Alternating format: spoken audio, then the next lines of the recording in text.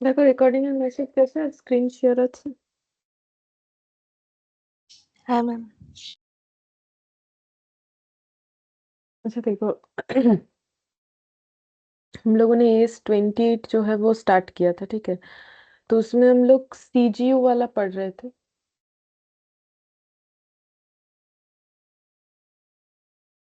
Good morning प्रतीक। धन्यवाद। तो CGU बस स्टार्ट ही किया था, उसके बारे में आगे पढ़ना है तो फिर ये सब लोग का कंप्लीट हो जाएगा। मैंने यहाँ नोट डाउन भी कर रखा है, क्वेश्चन नंबर 6, 9 MCQ और कुछ एग्जाम्पल्स, ये बाकी है हम लोग का, ठीक है। लेकिन उसके पहले CGU वाला कंसेप्ट पूरा करना पड़ेगा, तब जाके हम लोग ये बाकी पॉइंट कर सकते हैं। तो CGU क्या था हम एक बार बता देते हैं। CGU का मतलब था, और ये इसके पहले मैंने थोड़ा थ्योरी लिखवाया था, ये हमारा MCQ वगैरह में काम आ जाएगा। इम्पेयरमेंट टेस्ट कब करना चाहिए, सोर्सेस क्या है पता करने का कि इम्पेयरमेंट टेस्ट करना है कि नहीं करना है। बाकी आज हम लोग CGU पे ही पूरा पढ़ना पड़ेगा। तो CGU का मतलब होता है कैश जनरेटिंग यूनिट। तो अगर कोई एसेट इंडिविजुअली कैश जनरेट करने में केपेबल नहीं है तो हम लोग उसे मिला के एक यूनिट बना देते हैं, ठीक है। अगर हम लोग अपना एसेट को इंडिविजुअली वो कैश जनरेट करने में केपेबल है कि नहीं वो नहीं फाइंड आउट कर सकते, तो CGU बनाते हैं। तो हमें ये पता करना होता है कि CGU का इम्पेयरमेंट टेस्ट कब करना पड़ेगा, ठीक है। तो वही सब मैंने लिखवाया था। To conduct impairment test of an individual asset it is necessary to calculate value in use. अगर मुझे इंडिविजुअली इम्पेयरमेंट टेस्ट करना है तो मुझे क्या चाहिए, वैल्यू इन यूज चाहिए, ठीक है। क्योंकि इम्पेयरमेंट टेस्ट करने के लिए क्या चाहिए होता है, कैरिंग अमाउंट, वो तो बुक से मिल जाएगा, बुक्स ऑफ अकाउंट्स। उससे रिकवरेबल अमाउंट क्या होता है, वैल्यू इन यूज और net selling price whichever is higher. अब नेट सेलिंग प्राइस अगर मार्केट में कुछ उसका सेलिंग प्राइस नहीं है तो चलेगा, लेकिन वैल्यू इन यूज तो चाहिए। तो वैल्यू इन यूज अगर नहीं मिलता है हमें, ठीक है, तो इम्पेयरमेंट टेस्ट करने के लिए क्या चाहिए, ये देखो अगर याद है तो कैरिंग अमाउंट, वो तो मुझे मिल जाएगा कहाँ से, बैलेंस शीट से मिल जाएगा, मतलब मेरे बुक्स ऑफ अकाउंट से। कैरिंग अमाउंट का मतलब क्या, कोई भी एसेट खरीदा उस पर डिप्रिसिएशन लगाने के बाद जो बचा हुआ वैल्यू रहता है वो कैरिंग अमाउंट है। तो जब हम लोग इम्पेयरमेंट टेस्ट करें तब जो कैरिंग अमाउंट है वही ले लेंगे। रिकवरेबल अमाउंट क्या होता है, रिकवरेबल अमाउंट होता है वैल्यू इन यूज और जो है मेरा net selling price whichever is higher, ठीक है। अब मान लेते हैं कि अगर नेट सेलिंग प्राइस किसी एसेट का नहीं है, मतलब मार्केट में वो नहीं सेलेबल है, ठीक है, कोई प्रॉब्लम नहीं है, लेकिन वैल्यू इन यूज तो व्हिच एवर इज हायर नहीं करना पड़ेगा, वैल्यू इन यूज को ही रिकवरेबल अमाउंट मान लिया जाएगा। लेकिन उसके लिए वैल्यू इन यूज भी तो होना चाहिए। अब वैल्यू इन यूज क्या था, वैल्यू इन यूज था कि अगर हम एसेट को यूज कर रहे हैं तो उससे मेरा जो फ्यूचर में कैश फ्लो मिलेगा उसका आज का value, present value of future cash flow, ठीक है। तो अगर मेरा कोई एसेट अकेले कैश जनरेट करने में केपेबल ही नहीं है तो उसका वैल्यू इन यूज कैसे आएगा, वैल्यू इन यूज आना तो पॉसिबल है ही नहीं, ठीक है, ये बात समझ में आना चाहिए। वैल्यू इन यूज कैसे आएगा, वैल्यू इन यूज का मतलब मान लो ये मेरा एक एसेट है, ठीक है, इसको यूज कर रहे हैं। तो मान लो अगले 5 साल तक इससे मुझे कितना कैश फ्लो मिलेगा वो मुझे पता करना है और उसका मुझे प्रेजेंट वैल्यू निकालना है। लेकिन अगर मेरा ये एसेट इंडिविजुअली कैश जनरेट कर ही नहीं सकता है तो उसका वैल्यू इन यूज नहीं आएगा। तो अगर नेट सेलिंग प्राइस अवेलेबल नहीं है, वैल्यू इन यूज अवेलेबल नहीं है, तो फिर हम रिकवरेबल अमाउंट कैसे फाइंड आउट करें। और अगर रिकवरेबल अमाउंट फाइंड आउट नहीं होगा तो इम्पेयरमेंट टेस्ट होना पॉसिबल नहीं है, ठीक है। तो इसीलिए अगर मेरा इसीलिए क्या किया जाता है, कैश जनरेटिंग यूनिट बना दिया जाता है कि अगर अकेले कोई एसेट कैश जनरेट करने में केपेबल नहीं है, फिर उसका इम्पेयरमेंट टेस्ट करने का अलग रूल्स है, वो हम लोग सीखेंगे, ठीक है। कि अगर कोई कैश जनरेटिंग यूनिट बन गया है क्योंकि वो अकेले कैश जनरेट करने के लिए केपेबल नहीं है तो फिर उसका इम्पेयरमेंट टेस्ट कैसे होगा वो हम लोग को पढ़ना है, ठीक है। अब देखो नीचे वाले पॉइंट में वही लिखवाया था मैंने, sometimes individual asset do not have individual value in use. अभी मैंने वही बोला कि इंडिविजुअल एसेट का कोई इंडिविजुअल वैल्यू नहीं, जैसे कि एग्जांपल पे मैंने लिखा था कि मेरा माइक जो हम यूज करते हैं, ठीक है, individual asset impairment test might not possible. तो इस केस में जैसे माइक अकेले मुझे कैश जनरेट करके नहीं दे सकता है, मेरे माइक के साथ मेरा पेन बोर्ड लैपटॉप पूरा सेटिंग होना चाहिए, तब कैश जनरेट होगा, क्योंकि पूरा सेटअप होगा तभी हम पढ़ा सकते हैं, अगर हम पढ़ा सकते हैं तभी हम कैश जनरेट कर सकते हैं ना, फीस के थ्रू से, ठीक है। तो वही चीज बोल रहा है। तो इंडिविजुअल एसेट का इम्पेयरमेंट टेस्ट तब पॉसिबल नहीं होगा जब इंडिविजुअल एसेट कैश जनरेट करके नहीं दे सकता। मेरे पास सिर्फ माइक है तो क्या मेरे पास कोई पढ़ने आएगा, नहीं आएगा, पूरा सेटअप होगा तभी ना। सिर्फ माइक से मुझे स्क्रीन भी शेयर करना पड़ेगा, मेरे पास वो सॉफ्टवेयर वगैरह सारा चीज होना चाहिए तभी जाके। सिर्फ मेरे पास पेन बोर्ड है, सिर्फ मेरे पास स्मार्ट बोर्ड है तो क्या कोई पढ़ेगा मेरे पास, ऐसा नहीं होता है ना, पूरा सेटअप होना चाहिए जिससे हम पूरा सर्विस दे सकते हैं। फिर यहाँ पर बोल रहे हैं in such case we will conduct impairment as CGU, तो उस केसेस में हम लोग सीजीयू के तौर पे इम्पेयरमेंट टेस्ट करते हैं, ठीक है। तो वही चीज मैंने बोला था कि इम्पेयरमेंट टेस्ट हम लोग सीजीयू का कैसे करेंगे। अब थोड़ा सा रिकॉल करवा दिया मैंने। अब हम लोग जो है यहाँ पर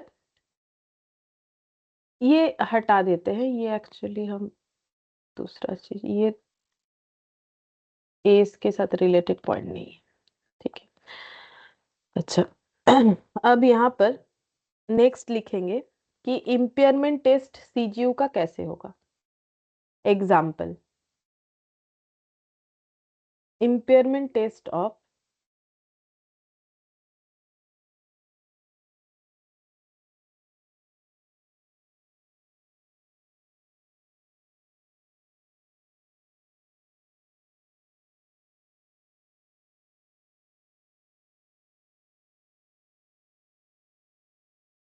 सपोज कि सीजीयू में मेरे पास है, मेरा कैश जनरेटिंग जो यूनिट है वो एक है मेरे पास लैपटॉप, मतलब ये सब इंडिविजुअल एसेट है लेकिन इसको यूनिट बना दिया क्योंकि अकेले लैपटॉप या फिर कैमरा या फिर माइक मुझे कैश जनरेट करके नहीं दे सकता है, ठीक है। पेन बोर्ड,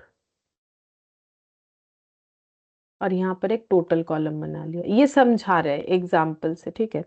अच्छा, अब ये सारे एसेट का कैरिंग अमाउंट होगा क्योंकि जब लैपटॉप खरीदा गया होगा उसका एक कॉस्ट होगा, ठीक है, उसका एक्विजिशन कॉस्ट, फिर उस पर डिप्रिशिएशन लगा तो उसका कैरिंग अमाउंट हमें पता होगा। वैसे ही सेम तरीके से कैमरा का, माइक का, पेन बोर्ड का कैरिंग अमाउंट पता होगा। अब ये क्वेश्चन में नॉर्मली गिवन होता है, ठीक है। तो हम मान लेते हैं ये क्वेश्चन में गिवन है, और कितना कितना है, लैपटॉप का मान लेते हैं 200, कैमरा का 300, माइक 100, पेन बोर्ड 50, तो टोटल कितना हो जाएगा, 200, 300, 500, 650, ठीक है। अच्छा, अब रिकवरेबल अमाउंट, तो अभी देखो रिकवरेबल अमाउंट के ऊपर मैंने बहुत कुछ बोला, ठीक है, जो हम लोगों ने सीखा हुआ है कि रिकवरेबल अमाउंट का मतलब होता है नेट सेलिंग प्राइस और वैल्यू इन यूज, ठीक है, वैल्यू इन यूज और net selling price whichever is higher, ठीक है। जिसमें से मैंने बोला कि अगर नेट सेलिंग प्राइस अवेलेबल नहीं है तो भी चलेगा बट वैल्यू इन यूज होना चाहिए। अब ये अकेले laptop, camera, mic, pen board individually किसी का भी वैल्यू इन यूज हम लोग नहीं निकाल सकते क्योंकि कोई भी अकेले कैश जनरेट करके देगा इसमें वो केपेबल नहीं होता है, ठीक है। तो इसका मतलब रिकवरेबल अमाउंट हमें पता होगा बट इंडिविजुअली नहीं पता होगा। तो क्वेश्चन में अगर रिकवरेबल अमाउंट दिया होगा तो वो इन टोटल दिया होगा, ठीक है। ऐसे मतलब रिकवरेबल अमाउंट मान लो दिया हुआ है 520, ठीक है, ये इन टोटल दिया हुआ रहेगा, इंडिविजुअली नहीं दिया हुआ रहेगा। तो फिर हमें क्या करना है, तो अब हम लोग यहाँ पर देखो, अगर कैरिंग अमाउंट और रिकवरेबल अमाउंट पता चल गया तो इन दोनों का डिफरेंस से ही हमें पता चलता है कि इम्पेयरमेंट लॉस है कि नहीं, ठीक है। तो इम्पेयरमेंट लॉस है, ठीक है, क्योंकि मेरा एसेट का बुक वैल्यू 650 जबकि मुझे रिकवर्ड होगा सिर्फ 520, ठीक है। तो फिर मेरा इम्पेयरमेंट लॉस कितना हो जाएगा, 130। अब इस लॉस को मुझे क्या करना है इस लॉस को मुझे डिस्ट्रीब्यूट कर देना है सारे एसेट्स में, ठीक है, उसके कैरिंग अमाउंट के रेशियो में, ठीक है। तो यहाँ पर लिख देते हैं हम, करना क्या होता है, एलोकेबल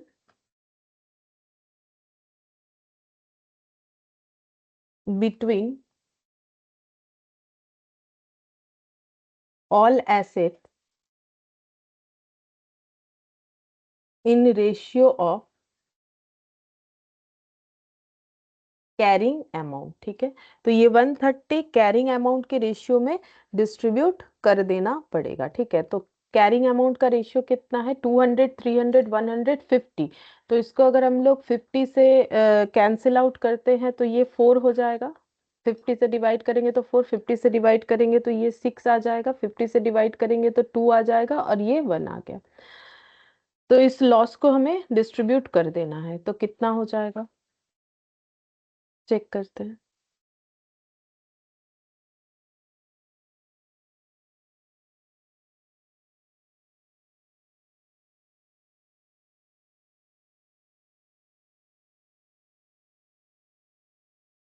कितना आ रहा है देखो, 130 डिवाइडेड बाई 40, 60, 20, 10. 40, 60, 20 10। अच्छा।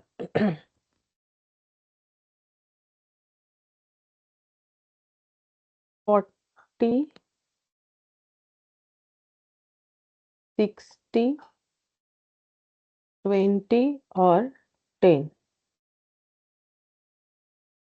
130 का डिस्ट्रीब्यूशन। अच्छा, अब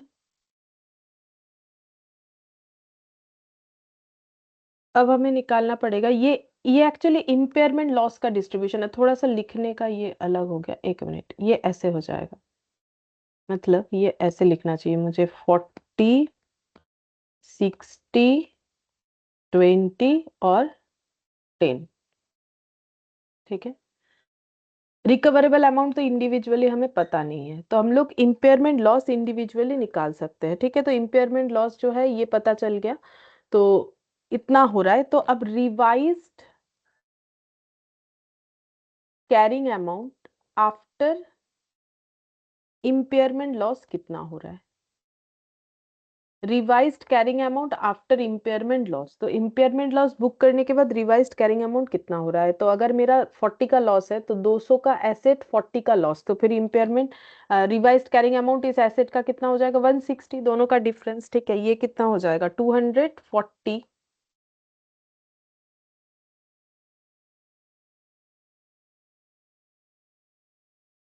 good morning Abhijeet. Good morning ma'am. और ये हो गया 40। ठीक है, तो ये रिवाइज्ड कैरिंग अमाउंट आ गया after impairment loss. Impairment loss book करने के बाद इस तरीके से, मतलब अगर मेरा सीजीयू है तो हम लोग कैसे इम्पेयरमेंट टेस्ट कर सकते हैं? तो हमें carrying amount individually as well as total भी दिया हुआ रहेगा। रिकवरेबल अमाउंट टोटल में दिया हुआ रहेगा, इंडिविजुअली अगर रहता तो फिर सीजीयू वाला कंसेप्ट ही नहीं आता। ठीक है, उससे हमें टोटल इम्पेयरमेंट लॉस पता चल जाएगा। अब इस टोटल इम्पेयरमेंट लॉस को हमें सारे एसेट्स में डिस्ट्रीब्यूट करना है उसके कैरिंग अमाउंट के रेशियो में। वही मैंने किया है, कैरिंग अमाउंट के रेशियो में सारे लॉसेस को जो है डिस्ट्रीब्यूट कर दिया। तो इसके बाद मुझे क्या मिल जाएगा कि अब इस एसेट का जो कैरिंग अमाउंट है आफ्टर इम्पेयरमेंट लॉस वो कितना है। ठीक है। अच्छा, अब नेक्स्ट हम लोग दूसरा एग्जांपल लेंगे, गुडविल।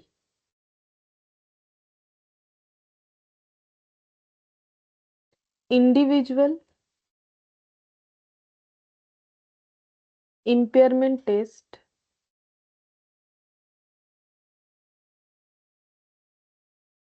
Not possible.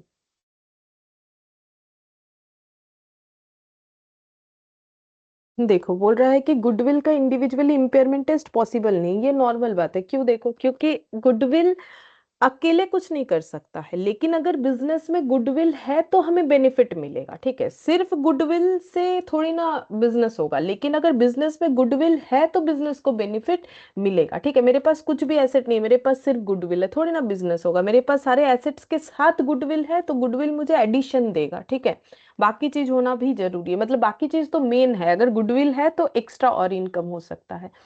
तो इंडिविजुअली इंपेयरमेंट टेस्ट इसका करना पॉसिबल नहीं है, क्योंकि गुडविल अकेले कैश जनरेट करके नहीं दे सकता है, तो इंडिविजुअल इंपेयरमेंट टेस्ट पॉसिबल नहीं है। तो फिर क्या करना पड़ेगा? Allocate goodwill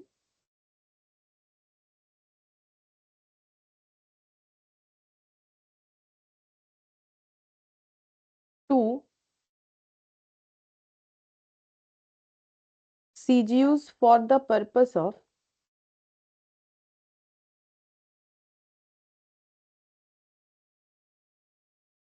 impairment test.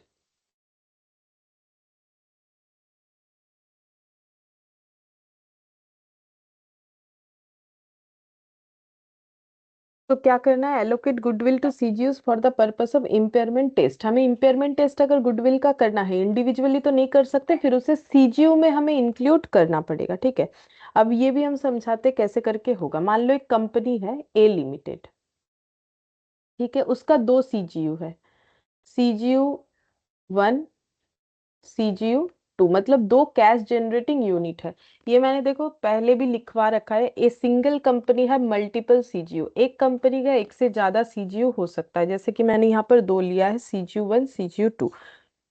CGU 1 क्या है? Online teaching setup.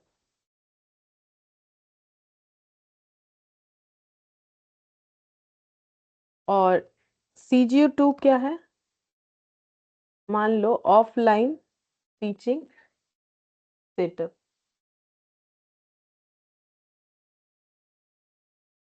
CGU1 में मान लो जो एसेट है वो है लैपटॉप,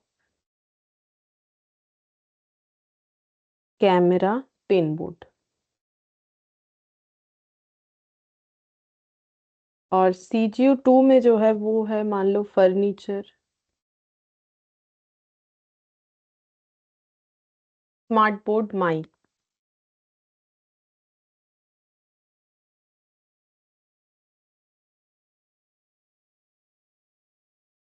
और ये दोनों के अलावा इनके पास गुडविल है 2 लाख का। ठीक है, तो मतलब क्वेश्चन क्या बन गया? ए लिमिटेड एक कंपनी है जिसका दो कैश जनरेटिंग यूनिट है, एक है CGU1, CGU2 नाम दिया है। CGU1 में जो एसेट्स है वो है laptop, camera, pen board. CGU2 में जो एसेट्स इंक्लूड है वो है फर्नीचर, स्मार्ट बोर्ड और माइक। और CGU1, CGU2 एंड गुडविल है इनके पास 2 लाख। ठीक है। अच्छा, अब इसमें दो केस बन सकता है। पहला case 1,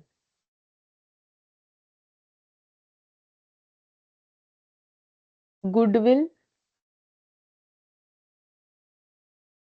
has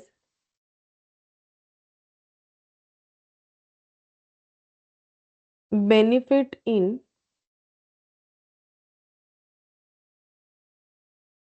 both CGUs in the ratio of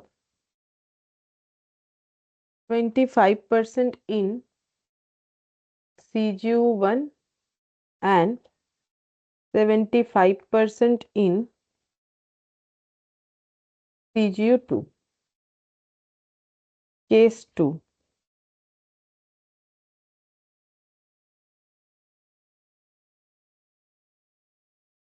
Goodwill provides benefit in both CGUs, but it is not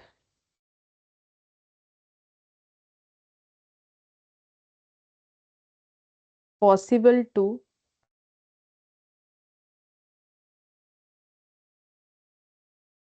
allocate in any ratio.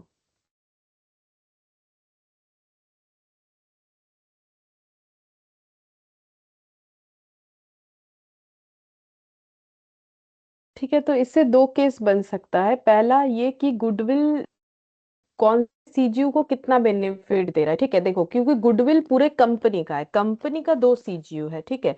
अब केस दो बन सकता है। एक तो ये कि ये 2 लाख गुडविल का कितना परसेंट CGU1 से जनरेट हुआ है, CGU2 से हुआ है। ठीक है, जो कि पहला केस है। दूसरा ये वाला कि गुडविल कौन से सीजीयू को कितना बेनिफिट देता है वो हम लोग आइडेंटिफाई नहीं कर पा रहे। जैसे यहाँ 25% और 75% है, यहाँ पर हम लोग आइडेंटिफाई नहीं कर पा रहे, तब हमारा क्या कैलकुलेशन होगा। ठीक है, ये दिया हुआ है। ठीक है, तो चलो अब यहाँ पर लिखेंगे। इसको हम लोग बोलते हैं गुडविल इज एलोकेबल। अगर मेरे पास रेशियो है कि कौन से सीजीयू में कितना जा रहा है, तो इसको बोला जाता है गुडविल इज एलोकेबल। और इसको बोलते हैं goodwill is not allocable.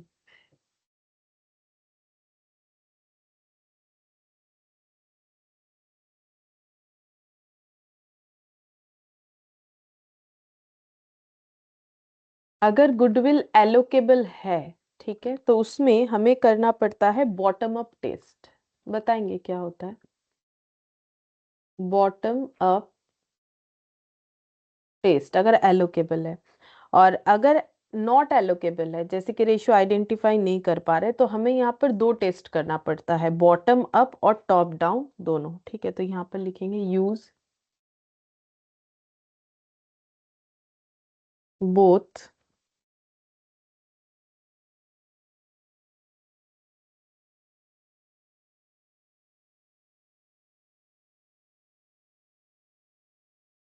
Bottom up and top down approach.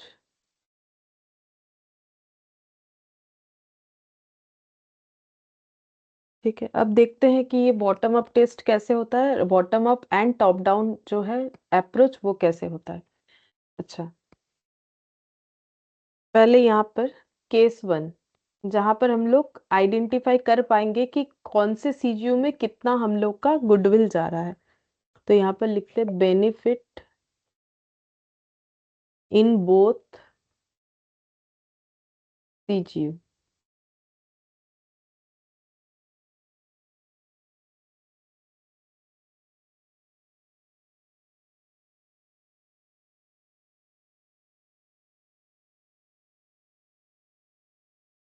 Suppose कि CG1 में, जैसे कि मैंने केस वन ऑलरेडी लिख ही रखा है कि मान लो कि 25%, ये एक एग्जाम्पल है, रेशियो कुछ भी हो सकता है, 25% इन CG1, 75% इन CGO2। ठीक है। अच्छा, अब CG1 में जो भी एसेट है, देखो मैंने ऑलरेडी लिखवा रखा है, वही लिखेंगे। देखो, लैपटॉप, कैमरा, पेन बोर्ड।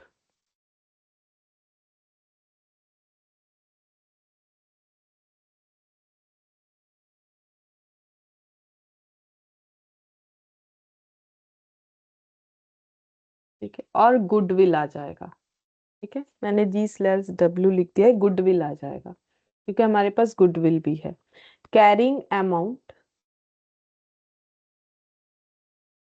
ये गिवन होगा क्वेश्चन में, क्योंकि देखो ये सोचो खुद ही, क्यों गिवन होगा, नॉर्मल सा बात है, कितने में एसेट खरीदा गया था, फिर कितना डिप्रिशिएशन चार्ज हुआ, हमें क्या पता। ठीक है, तो उसके हिसाब से ना होगा कैरिंग अमाउंट। और अगर हमें कभी एसेट का कॉस्ट दे दे और डिप्रिशिएशन बता दे कैसे करके चार्ज हुआ था, तो हम लोग खुद भी कैलकुलेट करके देख सकते हैं। बट या तो डायरेक्ट दिया हुआ होगा या तो डेटा दिया हुआ रहेगा, जिससे हम लोग कैलकुलेट कर पाएंगे कि कैरिंग अमाउंट कितना है, इसलिए मैंने लिखा है कि गिवन। अच्छा, अब मान लो कि ये है मेरा 20.5 लाख टोटल। अच्छा, इंडिविजुअली दिया हुआ रहेगा, सॉरी पहले टोटल नहीं लिखेंगे, कंफ्यूजन हो जाएगा। ठीक है, तो हमारा इंडिविजुअली वैल्यूज दिया हुआ रहेगा, 10 लाख, 5 लाख, 5 लाख। ठीक है, और गुडविल कितना कैसे कैलकुलेट करेंगे, total goodwill for whole business including CGU1 and CGU2, 2 lakh. ठीक है, तो होल बिजनेस का 2 लाख है, तो CGU1 में कितना है 25%, तो 2 लाख का 25%, तो यहाँ पर कैलकुलेट हो जाएगा। 2 लाख का 25% कितना होगा, 2 × 25, ऐसे ही करेंगे क्योंकि मैंने इंडिविजुअली डेटा लिखा हुआ है। 50,000। 50,000 मतलब 0.5 लाख लिख सकते हैं हम लोग सारी चीजों को लाख में लिख लेंगे क्योंकि लाख लाख लाख है। तो 50,000 को 1 लाख से डिवाइड करेंगे तो 0.5 लाख हो जाएगा। हम्म, तो टोटल करने से कितना आएगा, 5 5 10 10 20, 20.5 लाख। ठीक है, तो ये इस तरीके से दिया हुआ रहेगा, तो हम लोग इसका टोटल कर लेंगे। इसके बाद आ जाएगा recoverable amount. Recoverable amount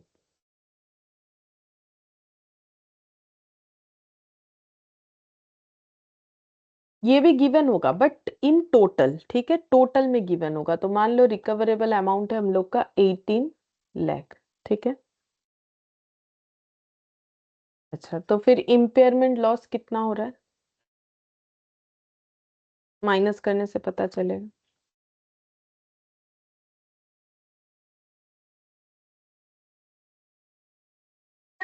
2.5। 2.5 lakh. ठीक है, 2.5 लाख हो गया इम्पेयरमेंट लॉस। ठीक है, अच्छा अब इसमें रूल्स क्या है, इम्पेयरमेंट लॉस जब भी आएगा और अगर मेरे बिजनेस में गुडविल है, पहले गुडविल को राइट ऑफ कर देना है। जैसे हम लोगों ने इसके पहले क्या किया था, जस्ट CGU जब सीखा कि जो भी लॉस होगा वो लॉस सारे एसेट्स में डिस्ट्रीब्यूट हो जाएगा, यहाँ पर भी वही होगा। लेकिन अगर गुडविल है तो पहले गुडविल को राइट ऑफ करना पड़ेगा। जो जितना गुडविल है पूरा राइट ऑफ कर देंगे। इसका लॉजिक क्या है कि ऐसे बोला जा रहा है कि अगर बिजनेस में गुडविल है फिर भी इम्पेयरमेंट लॉस आ रहा है तो एक्चुअली में कुछ गुडविल है ही नहीं, बस बुक्स ऑफ अकाउंट्स में दिखाया हुआ है, तो गुडविल दिखाना परमिसिबल नहीं है। ठीक है, इसीलिए पहले गुडविल को पूरा राइट ऑफ कर देना पड़ेगा, जितना इम्पेयरमेंट लॉस है उतने से। मतलब मेरा मैक्सिमम इम्पेयरमेंट लॉस कितना 2.5, मेरा गुडविल कितना 0.5, मुझे पूरा गुडविल राइट ऑफ करना पड़ेगा अगर इससे पॉसिबल है तो बिल्कुल पॉसिबल है। यहाँ 2.5 है और मेरा गुडविल है 0.5, तो पॉसिबल तो है, हम आराम से इसमें से 0.5 जो है वो राइट ऑफ कर सकते हैं। ठीक है, तो यहाँ से मैंने 0.5 जो है वो राइट ऑफ कर दिया, 0.5 लाख। ठीक है, 0.5 लाख जो है ये राइट ऑफ कर दिया। अच्छा, अब बचेगा कितना, ये तो जीरो हो जाएगा। अब मेरे पास जो इम्पेयरमेंट लॉस है फिर वो कितना बचा, अगर मैंने 2.5 से 0.5 यूज कर लिया तो मेरे पास अब इम्पेयरमेंट लॉस कितना बचा, 2 लाख। 2 लाख। ठीक है, अब इसका क्या रूल्स है, इसको कैसे डिस्ट्रीब्यूट करना है, बाकी एसेट्स में कैरिंग अमाउंट के रेशियो में डिस्ट्रीब्यूट कर देना है। ठीक है, बाकी एसेट्स में कैरिंग अमाउंट के रेशियो में। तो बाकी एसेट्स का कैरिंग अमाउंट कितना है, 10, 5, 5।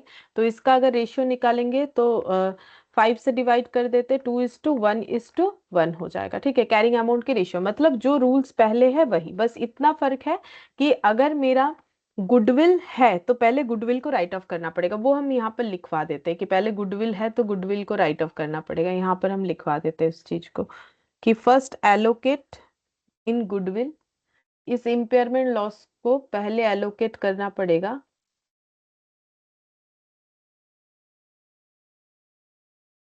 गुडविल में। ठीक है, फिर अगर बचा, ठीक है, बैलेंस अगर कुछ रहा, तब जैसे कि इसमें बैलेंस रहा, balance in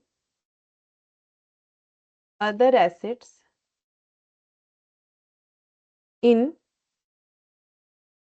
carrying amount ratio. ठीक है, बाकी बचा हुआ कैरिंग अमाउंट रेशियो में डिस्ट्रीब्यूट करना पड़ेगा। ठीक है, तो ये हो गया, कितना बचा, कितना 2, 2 को अब 2:1:1 में डिस्ट्रीब्यूट करना पड़ेगा, तो 2/4 × 2 कितना हो जाएगा, पहला वाला 1 लाख आएगा इसका मतलब। फिर उसके बाद 1 लाख का हाफ हो जाएगा क्योंकि 1 है, तो कितना आ जाएगा 0.5, 0.5। ठीक है, तो फिर कैरिंग अमाउंट कितना आ जाएगा, रिवाइज्ड कैरिंग अमाउंट माइनस करने से ही पता चलेगा कि अब कैरिंग अमाउंट कितना होगा। अगर मैंने लॉस बुक किया है 1 लाख का, तो मेरा एसेट अभी कितने का हो जाएगा, 9 लाख। ये हो जाएगा 4.5 लाख, ये भी हो जाएगा 4.5 लाख, और गुडविल तो खत्म ही हो गया। ठीक है, तो ये मेरा हो गया, ये जो है ये हो गया रिवाइज्ड कैरिंग अमाउंट।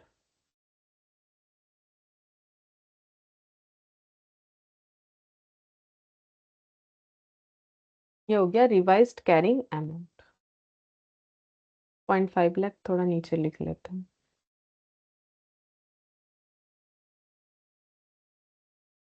हम्म, तो अगर गुडविल है तो पहले गुडविल को राइट ऑफ कर देना है, गुडविल में सारे लॉस को एलोकेट करना है, फिर बचेगा तो बाकी एसेट्स में जाएगा, क्योंकि हमें ये अलाउ नहीं किया जाता है कि अगर बिजनेस में गुडविल है तो इम्पेयरमेंट लॉस कैसे बुक हो रहा है। ठीक है, तो इसलिए इसका मतलब गुडविल सिर्फ बुक्स ऑफ अकाउंट्स में दिख रहा है, वैसे कुछ गुडविल है नहीं, तो बुक्स ऑफ अकाउंट से उसे क्या कर देना है, हटा देना है। ठीक है, अच्छा, अब नेक्स्ट हम लोग यहाँ पर केस 2 करते हैं, जहां पर इसके बाद क्या होगा, केस 2 नहीं, पहले केस 1 कंप्लीट करना है। CG1 में 25%, CGU2 में 75%, वो लिख लेते हैं।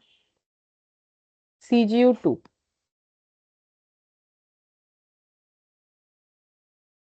फर्नीचर,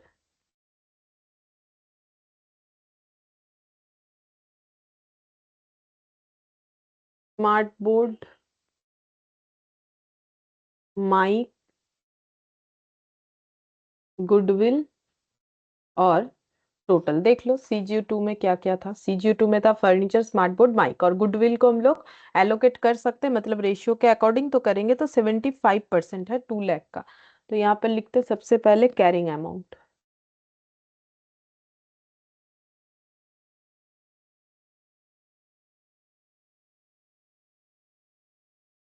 8 लाख मान लो, ये फर्नीचर का, स्मार्ट बोर्ड का 4 लाख, माइक का 4 लाख, गुडविल का 2 लाख का 75%, क्योंकि यही रेशियो हम लोगों ने माना है, 2 लाख का 75%। तो ये 0.5 हुआ था, ये कितना हो जाएगा, 2 माइनस 0.5 करने से बाकी बचा हुआ तो 1.5 लाख। तो टोटल कितना हो गया, 4 4 8, 8 और 8 16, और एक 17.5 लाख।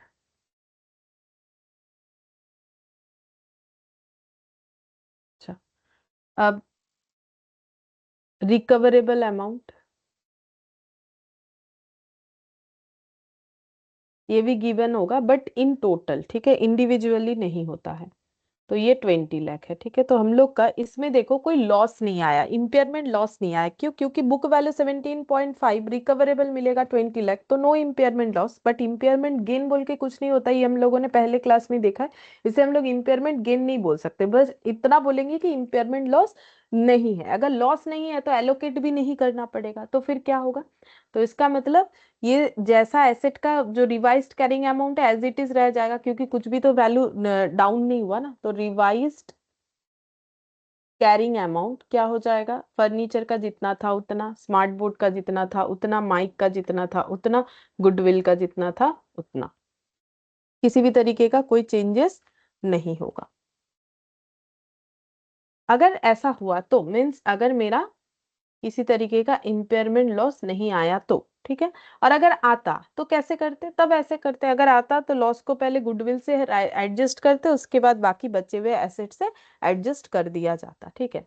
अच्छा, अब ये मेरा हो गया पहला वाला केस, जहां पर गुडविल का बेनिफिट CG1 में कितना, CG2 में कितना है, वो हम लोग चेक कर सकते हैं। इसे बोलते हैं bottom up test. Bottom up test में करना क्या होता है, पहले हम लोग टोटल में निकाल सकते हैं अपना इम्पेयरमेंट लॉस, फिर उस लॉस से पहले गुडविल को राइट ऑफ करेंगे, फिर बचे हुए लॉस को बाकी एसेट्स में एलोकेट करेंगे, ठीक है। और सेम तरीके से दोनों CGU का हम लोग, जैसे यहाँ दो था तो दोनों CGU का हम लोगों ने जो है बॉटम अप टेस्ट किया। लेकिन अगर मेरा गुडविल एलोकेबल नहीं है तो उस केस में मुझे बॉटम अप के साथ साथ टॉप डाउन अप्रोच भी देखना पड़ता है, ठीक है। तो देखो कैसे होगा।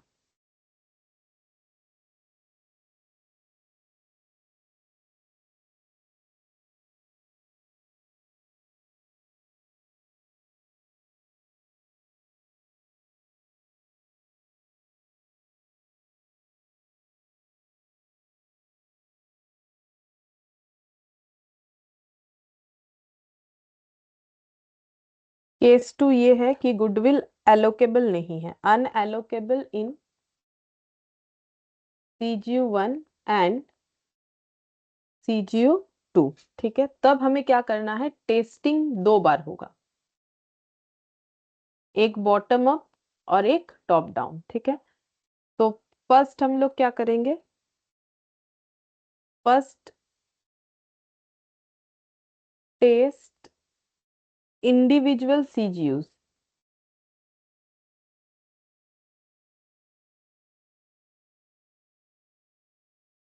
विदाउट गुडविल,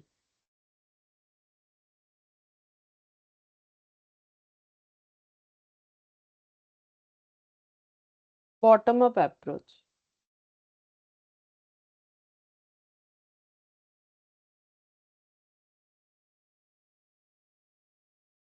अगर हम लोग बिना गुडविल के जब पहला बार टेस्ट करेंगे तो उसे हम लोग बोलेंगे यहाँ पर बॉटम अप अप्रोच, ठीक है। जैसे वहां पर इंक्लूडिंग गुडविल किया था, बिकॉज गुडविल इंक्लूड कर पा रहे थे। अब यहाँ पर अगर इंडिविजुअली मुझे पता ही नहीं है कि CGU1 में गुडविल का कितना हिस्सा लगा है, तो फिर हम कैसे करके गुडविल को इंक्लूड करें, इसलिए विदाउट गुडविल चेक करना पड़ेगा।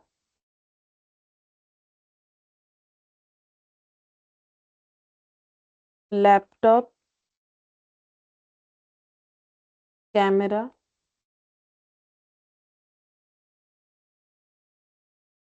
पेन बोर्ड, यहाँ पर गुडविल नहीं लेना है, इसलिए मैंने लिख के काट दिया, ठीक है। क्यों नहीं लेना है, क्योंकि यहाँ पर कैसे निकालोगे कि 2 लाख का कितना जाएगा, क्योंकि केस 1 की तरह यहाँ हमें एलोकेबल रेशियो पता नहीं है, ठीक है।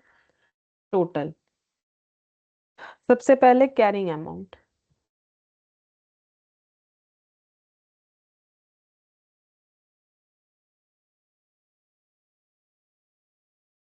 10 लाख, 5 लाख, 5 लाख, तो ये हो जाएगा टोटल 15 लाख, नहीं 20 लाख।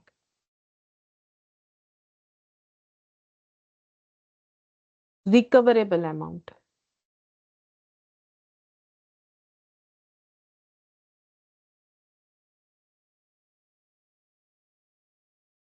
रिकवरेबल अमाउंट हमें इन टोटल दिया हुआ रहेगा, जो कि है मान लो 18 लाख, ठीक है।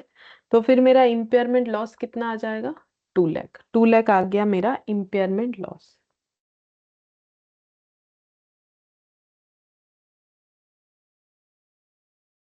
ठीक है। अब गुडविल में तो कुछ एलोकेट नहीं करना पड़ेगा, ठीक है। तो फिर हमें क्या करना है, बाकी एसेट्स में कैरिंग अमाउंट के रेशियो में डिस्ट्रीब्यूट कर देना है, जैसे बॉटम अप अप्रोच होता है। फिर भी हम यहाँ पर लिखवा देते हैं no goodwill,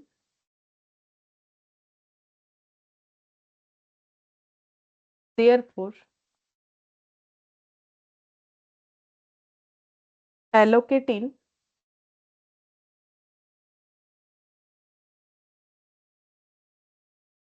other assets in carrying amount ratio, जैसे नॉर्मल होता है। तो फिर कैरिंग अमाउंट रेशियो कितना हो जाएगा? 2:1:1, ठीक है। तो 4 और ये 2 लाख है, तो 2/4 × 2 मतलब 1 लाख। 0.5 लाख आधा हो जाएगा 0.5 लाख। यहाँ तो कुछ है नहीं।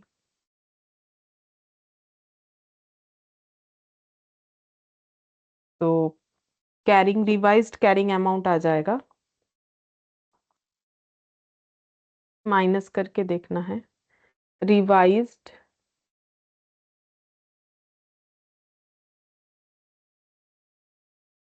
Carrying amount 9 lakh, 4.5 lakh, 4.5 lakh.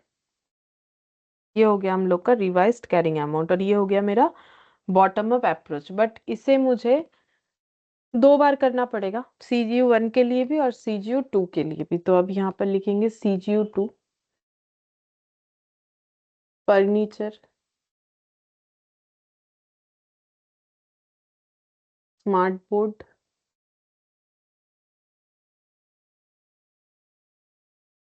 Mic. Goodwill लिख के काट देते हैं, अगेन गुडविल एलोकेबल नहीं है टोटल।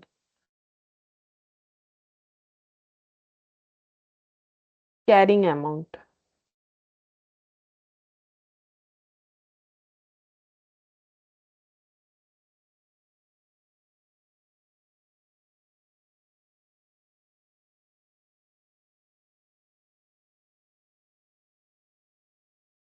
₹16 लाख।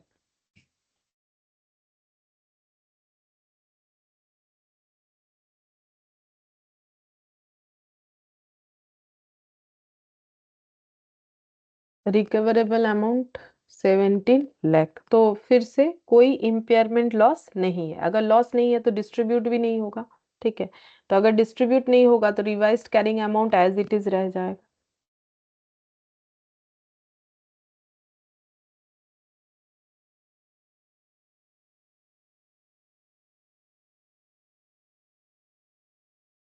ठीक है, इसको हम लोग बोलते हैं बॉटम अप टेस्ट। अब इस पे टॉप डाउन अप्रोच जो है वो क्या होगा? सेकेंड। तो फर्स्ट हम लोगों ने क्या किया, फर्स्ट हम लोगों ने यहाँ पर test individual CG without goodwill, जिसको बोलते हैं बॉटम अप अप्रोच, हो गया, ठीक है। यहाँ पर इसको बॉटम अप अप्रोच बोलते हैं। इसके पहले हम लोगों ने जो बॉटम अप अप्रोच किया वहां पर लेकिन गुडविल इंक्लूड किया, बिकॉज इंक्लूड हो सकता था, ठीक है। यहाँ पर कैसे होगा, नहीं होगा तो नहीं कर सकते हैं। अच्छा, अब ये टॉप डाउन अप्रोच क्या है, जहां पर मुझे कंबाइन करना है।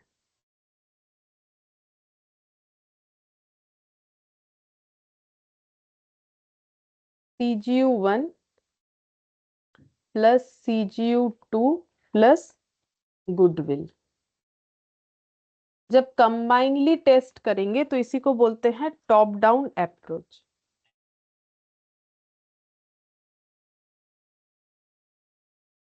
अब इसका भी लॉजिक है, देखो कंबाइन क्यों कर रहे हैं, क्योंकि कंबाइन करने पे हम लोग गुडविल को ले सकते हैं। अगर हम लोग CGU1 के साथ CGU2 को कंबाइन कर देते तो हम लोग गुडविल के वैल्यू का एलोकेट कर सकते हैं, क्योंकि इंडिविजुअली तो नहीं कर पा रहे थे CGU1 CGU2 में, लेकिन जब दोनों को मिलाएंगे तो हमें पता है कि गुडविल कितना है, पूरा गुडविल 2 लाख का है, ठीक है। तो अब यहाँ पर हमें कैसे लिखना है, CGU1, CGU2 और गुडविल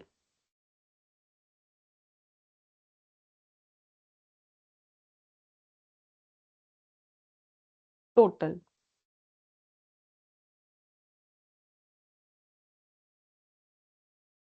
कैरिंग अमाउंट जो कि गिवन होगा, नहीं गिवन नहीं होगा, यहाँ पर हमें रिवाइज्ड कैरिंग अमाउंट लेना पड़ेगा। मतलब ये तो मेरा सेकंड टाइम टेस्ट है, मतलब टॉप डाउन अप्रोच है, तो बॉटम अप अप्रोच में जो मेरा कैरिंग अमाउंट रिवाइज्ड वाला आया था मुझे वो लेना पड़ेगा। तो पहले CGU1 का, ये देखो CGU1 का जो रिवाइज्ड कैरिंग अमाउंट कितना था, 9 लाख, 4.5, 4.5। तो टोटल मुझे CGU1 का लेना है, तो टोटल करने से कितना हो जाएगा, 4.5 लाख, 4.5 लाख, 9 लाख, 9 लाख और 9 लाख, 18 लाख हो जाएगा, 18 लाख। ठीक है, ये पॉइंट टू बी नोटेड है। और CGU2 का जो है रिवाइज्ड कैरिंग अमाउंट कितना हुआ, 8 लाख, 4 लाख, 4 लाख। यहाँ कुछ चेंजेस नहीं हुआ, वो अलग बात है, अगर होगा तो वो वाला वैल्यू ले लेंगे, क्योंकि कोई इंपेयरमेंट लॉस नहीं आया था। तो जो पहले का कैरिंग अमाउंट और revised carrying amount by chance वो सेम आ गया। ठीक है, और गुडविल तो क्वेश्चन में दिया हुआ रहेगा, वो हो गया मेरा 2 लाख, ये गिवन होगा। ठीक है, तो टोटल कितना हो गया, 18 लाख एंड 2 लाख, 20 लाख, 20 लाख और 16 लाख, 36 लाख। ठीक है, अब रिवाइज्ड कैरिंग अमाउंट,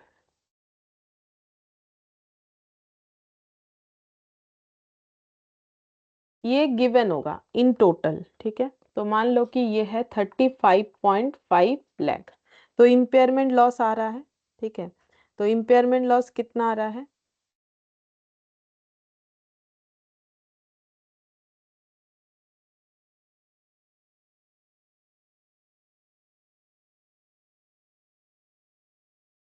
0.5 लाख। ठीक है, अब क्योंकि गुडविल है तो सेम वही कंसेप्ट, पहले एलोकेट होगा गुडविल में, एलोकेट टू गुडविल। ठीक है, पहले लॉस को गुडविल में एलोकेट करना पड़ेगा। तो अगर हम लोग गुडविल में एलोकेट कर देते हैं इम्पेयरमेंट लॉस को, तो उसके बाद हमारे पास कुछ बचता नहीं है इस बार। ठीक है, अगर बचेगा तो डिस्ट्रीब्यूट होता, कुछ नहीं बच रहा है।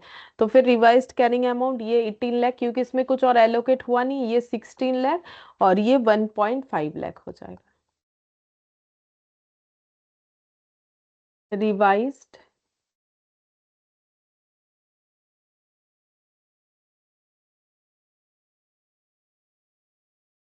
Revised carrying amount. ठीक है,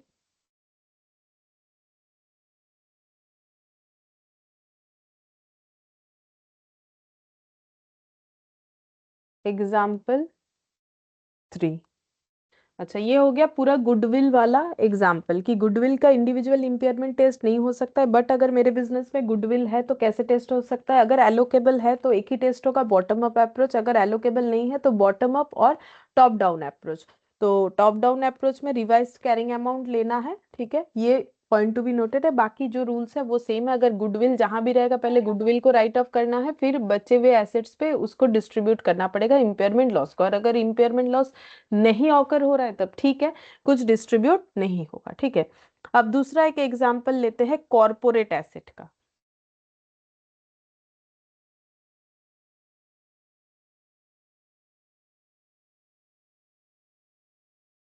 कॉर्पोरेट एसेट का भी इंडिविजुअल इंपेयरमेंट टेस्ट जो है वो पॉसिबल नहीं है। इंडिविजुअल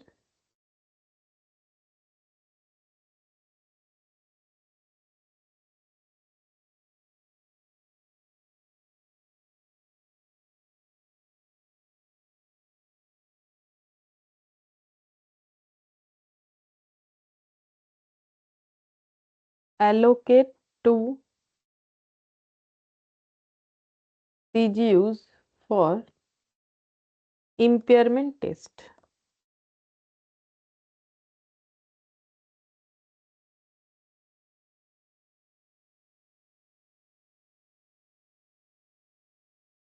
अच्छा, पहला बात है कि कॉर्पोरेट एसेट का मतलब क्या है। कॉर्पोरेट एसेट का मतलब जैसे मान लो कि एक एग्जांपल देते हैं, admission office for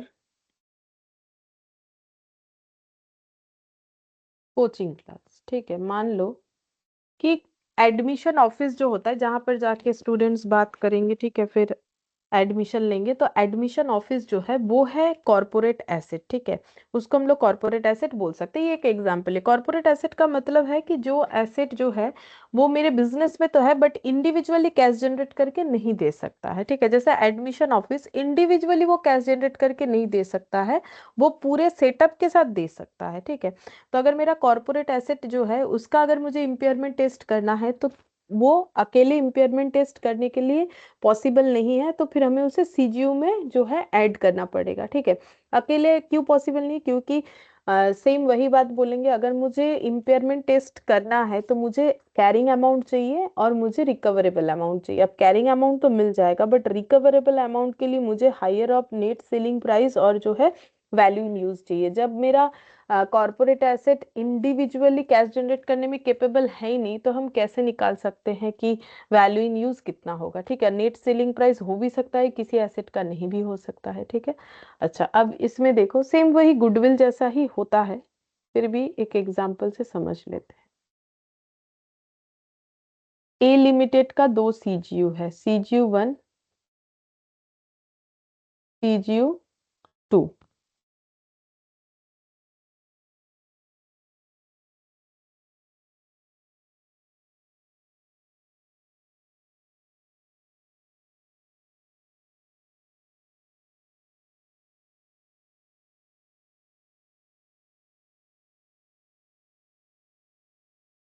corporate asset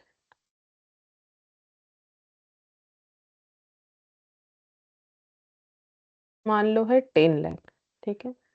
अच्छा, यहाँ पर सीजीयू 1 में क्या क्या एसेट है? लैपटॉप, कैमरा और पेन बोर्ड। और सीजीयू 2 में है furniture,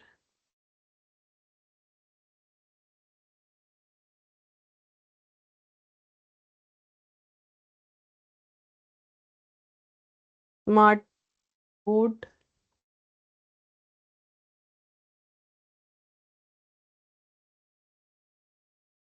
mic.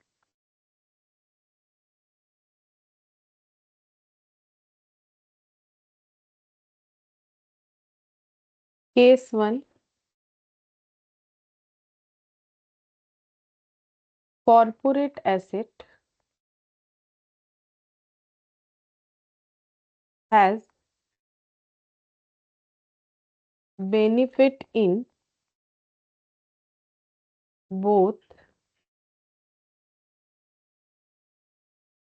CGUs in ratio of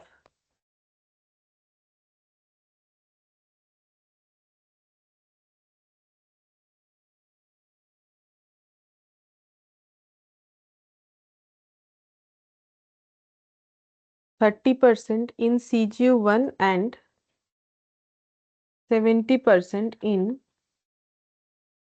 CGU 2। तो कॉर्पोरेट एसेट एलोकेबल है, तो सिर्फ बॉटम अप टेस्ट, मैंने बोला ना गुडविल जैसा ही होगा।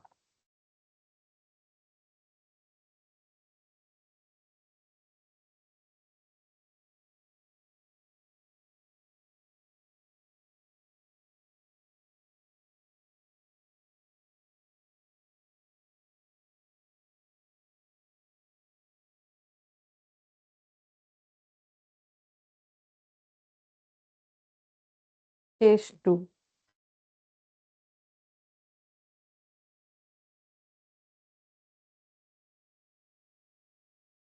corporate asset has benefit in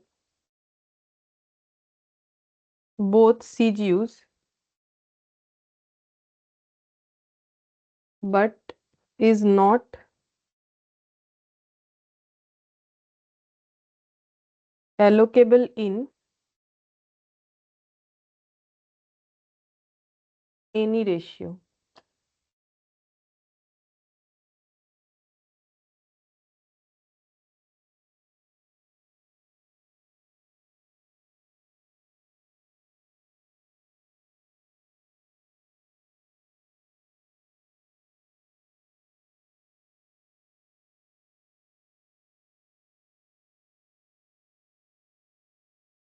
corporate asset is not allocable.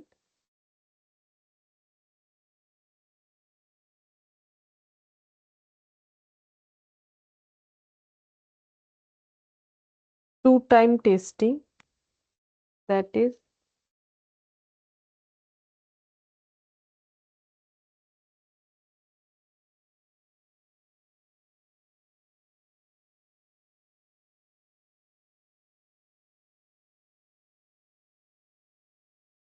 Bottom up approach and top down.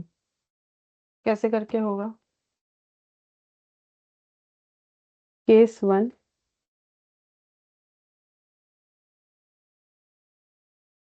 in ratio of 30% in CGU1 and 70% in CGU2.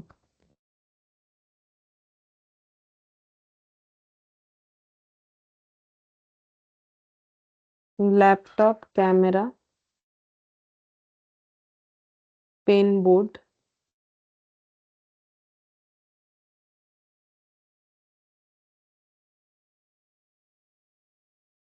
Corporate asset,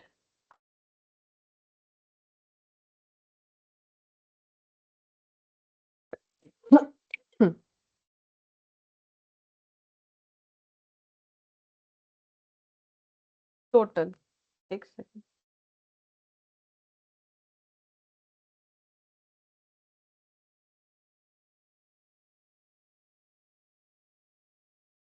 देखो फिर यहाँ पर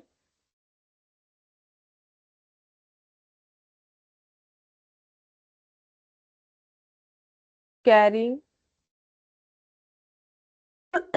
अमाउंट, ये गिवन होगा, इंडिविजुअली भी होगा, हम लोग टोटल निकाल लेंगे। 10 लाख, 5 लाख, 5 लाख और 3 lakh, 23 lakh. Revised carrying amount, revised sorry recoverable amount,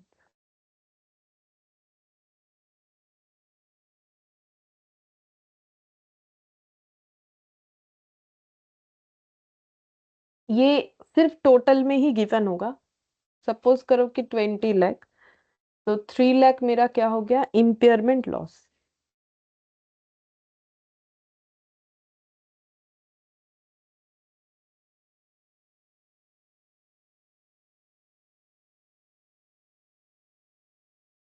तो अगर गुडविल के जैसे सोचोगे कि फर्स्ट एलोकेबल टू गुडविल, वैसे ही यहाँ पर first allocate to corporate asset, ऐसा कुछ भी नहीं होगा, ठीक है? ऐसा कुछ भी नहीं होता है फर्स्ट एलोकेट टू, वो तो गुडविल है इसीलिए उसमें फर्स्ट एलोकेट करना पड़ता है कि आपका इम्पेयरमेंट लॉस भी है, इधर बोल रहे हो बिजनेस में गुडविल भी है, ये पॉसिबल नहीं, इसी वजह से राइट ऑफ करना पड़ता है। बट ये तो एसेट है, ठीक है? मतलब गुडविल भी एसेट है, बट गुडविल का अलग कंसेप्ट हो जाता है ना। गुडविल क्या है? रेपुटेशन होता है।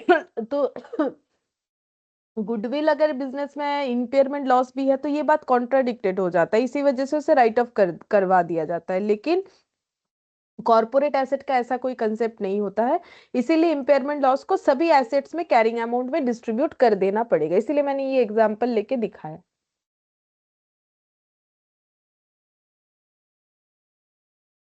तो देखो कितना होगा। इम्पेयरमेंट लॉस 3 लाख है, तो कैरिंग अमाउंट रेशियो कितना हो जाएगा? 10:5:5:3। तो कितना आ रहा है? 3 लाख को डिस्ट्रीब्यूट करना पड़ेगा। 3 lakh divided by 23 × 10, 1.3 divided by 10 × 5, 0.65।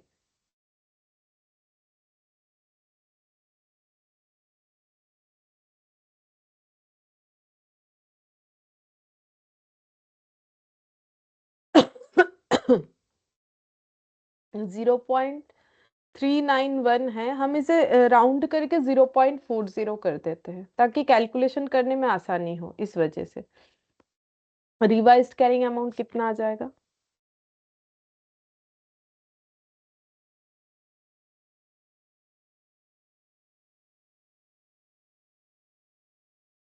Ten minus 1.3 कितना हो जाएगा?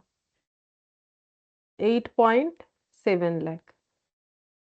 सो ये हो जाएगा 5 minus 6.65।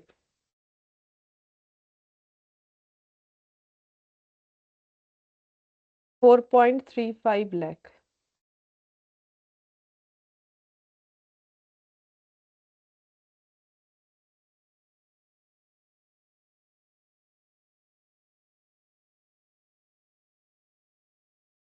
2.6 lakh.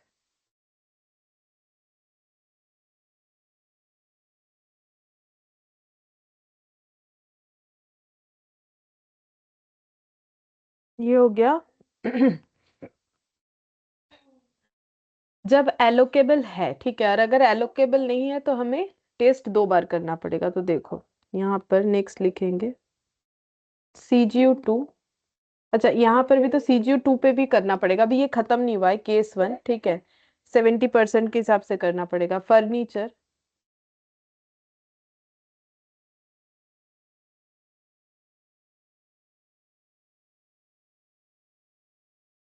Smart board, mic, corporate asset.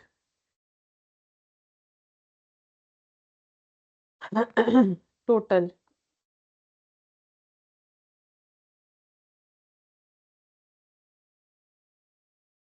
Carrying amount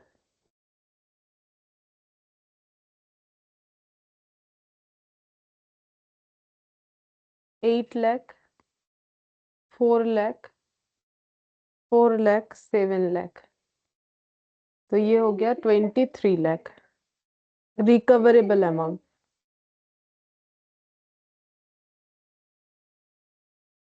ये इन टोटल गिवन होगा 25 लाख। तो किसी तरीके का इम्पेयरमेंट लॉस नहीं हुआ, तो रिवाइज्ड कैरिंग अमाउंट भी एज इट इज रह जाएगा।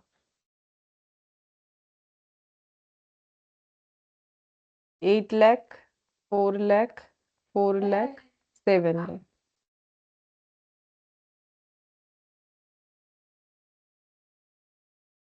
ये हो गया मेरा केस 1 में बॉटम अप अप्रोच, ठीक है। अब केस 2 करेंगे जहां पर बॉटम अप और टॉप डाउन दोनों करना पड़ेगा। जहाँ केस 2 है corporate asset is not allocable.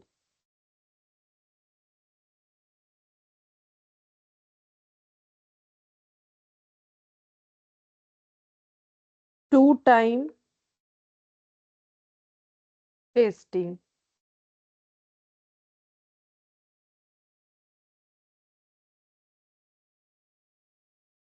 Test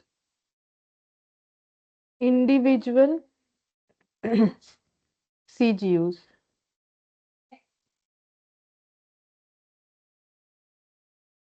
without corporate asset।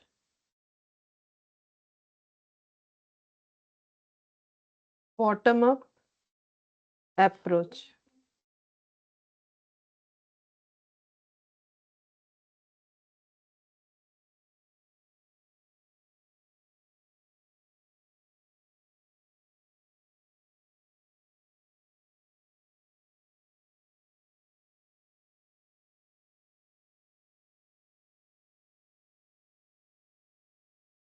Laptop sorry, laptop बोल रहा, कॉर्पोरेट एसेट जो कि यहाँ पर नहीं आएगा बिकॉज एलोकेबल है ही नहीं।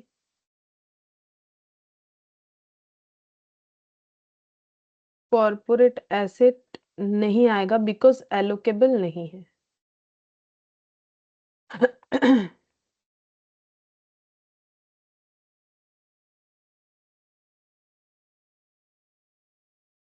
कैरिंग अमाउंट शॉर्ट में लिख देते हैं, गिवन 10 लाख, 5 लाख, 5 लाख। ये तो एलोकेबल है ही नहीं, तो ये हो गया 20 लाख। रिकवरेबल अमाउंट मान लो 18 लाख। रिकवरेबल अमाउंट ये मैंने शॉर्ट में लिख दिया। तो इसका मतलब इम्पेयरमेंट लॉस है 2 लाख का। तो क्या होगा, कैरिंग रेशियो में ये सब में डिस्ट्रीब्यूट हो जाएगा।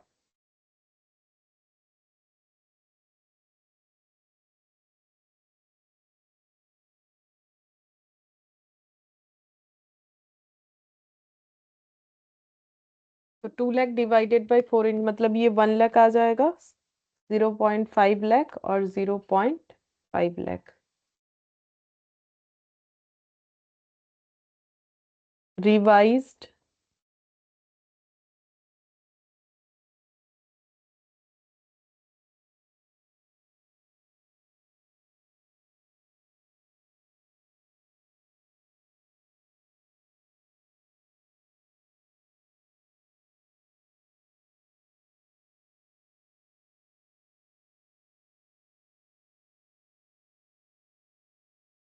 अच्छा, इसके बाद CGU2 furniture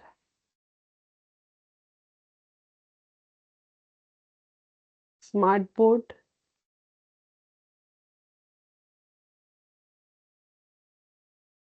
mic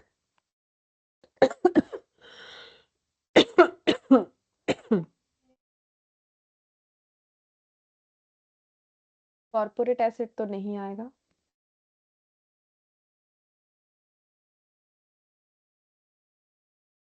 carrying amount 8 lakh, 4 lakh, 4 lakh, 16 lakh. Recoverable amount in total 17 lakh. तो फिर इम्पेयरमेंट लॉस तो कुछ नहीं आएगा, तो revised carrying amount as it is रह जाएगा।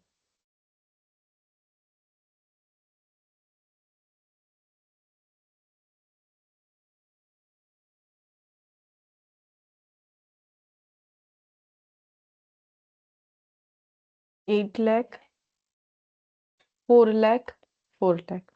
ये बॉटम अप टेस्ट कंप्लीट हुआ। अब हमें टॉप डाउन अप्रोच करना है। तो उसमें सी जैसे गुडविल का किया था, CG1 CG2 plus corporate asset हो जाएगा।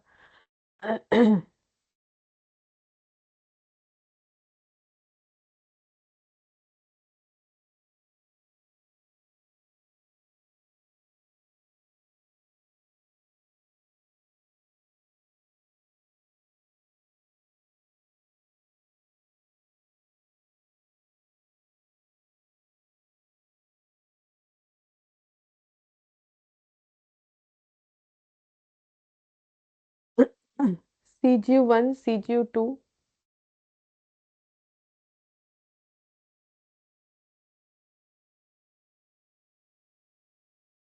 Corporate asset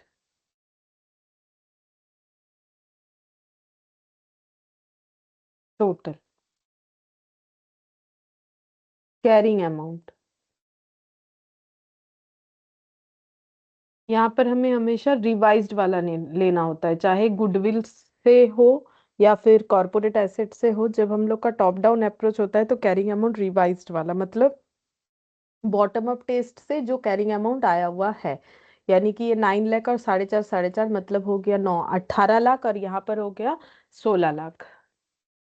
18 lakh, 18 lakh, sorry 16 lakh, और corporate asset in total 10 lakh. क्योंकि टोटल तो हमें पता है ना, इंडिविजुअली एलोकेट नहीं कर पा रहे थे। अगर CG1 CG2 ले रहे हैं तो कॉर्पोरेट एसेट 10 लाख का है, तो फिर ये हो जाएगा 10 लाख, 20, 30, 30 और 8 प्लस 16, 14 मतलब 44 लाख।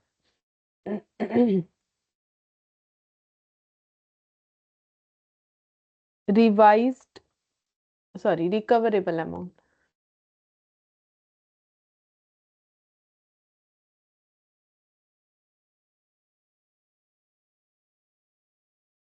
46 लाख।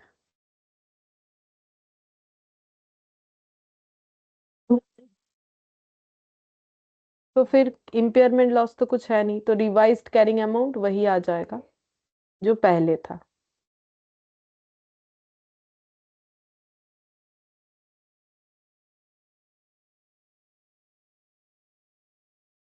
18 लाख, 16 लाख और 10 lakh.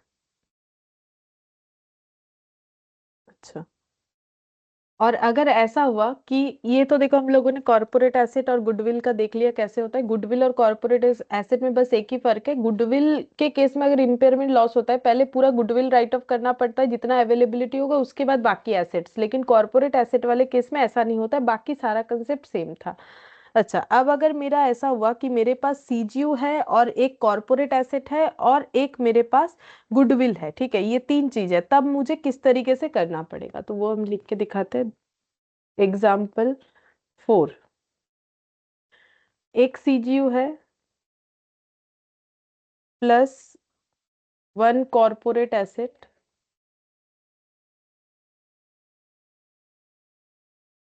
Plus goodwill.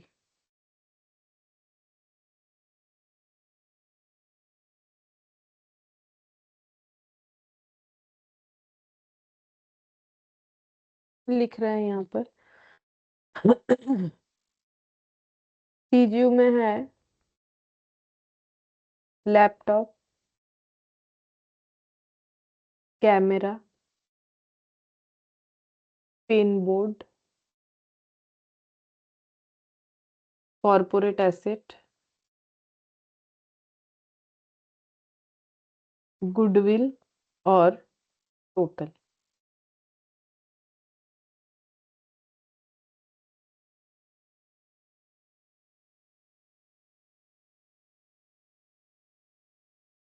Carrying amount given होगा 10 lakh, 5 lakh, 5 lakh, 10 lakh, 2 lakh, 32 lakh. Revised, sorry, recoverable amount ये भी गिवन होगा बट इन टोटल, तो ये हो गया 25 लाख। तो इम्पेयरमेंट लॉस आ रहा है, ठीक है, कितना, 7 लाख का।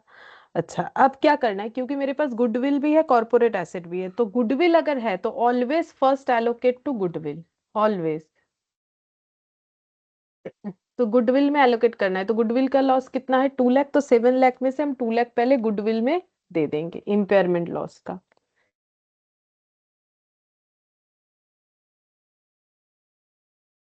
2 लाख गुडविल में चला जाएगा, बाकी जो बचा, बाकी कितना बचा, फिर 7 लाख से 2 लाख चला गया, बाकी 5 लाख। इसे डिस्ट्रीब्यूट करना पड़ेगा बाकी एसेट्स में उनके कैरिंग अमाउंट के रेशियो में। तो यहाँ पर लिख देते हैं बैलेंस,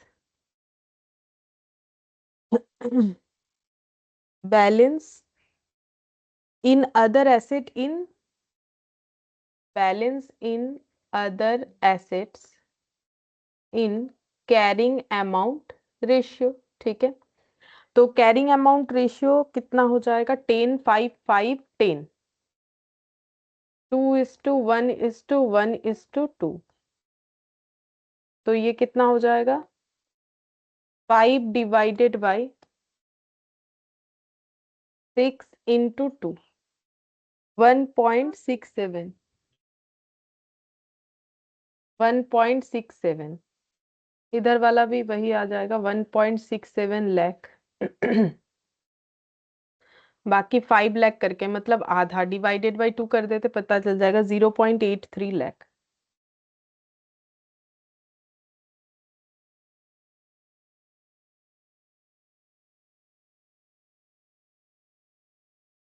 ये तो 0 हो गया। 10 - 1.67, 8.33 लाख।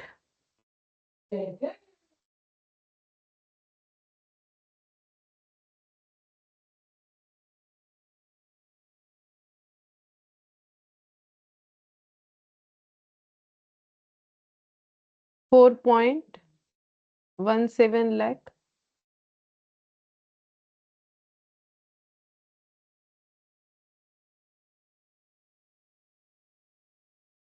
4.17 लाख, 4.17, और ये 8.33, अगर एक साथ हुआ तो इस तरीके से करना पड़ेगा, ठीक है। अच्छा, तो लगभग जो भी एक्स्ट्रा हमें बाकी था सीजीयू पे वो तो हो गया। अब हम लोग यहाँ पर क्वेश्चंस देखते हैं। तो क्वेश्चन में पहले एमसीक्यू में जाते हैं।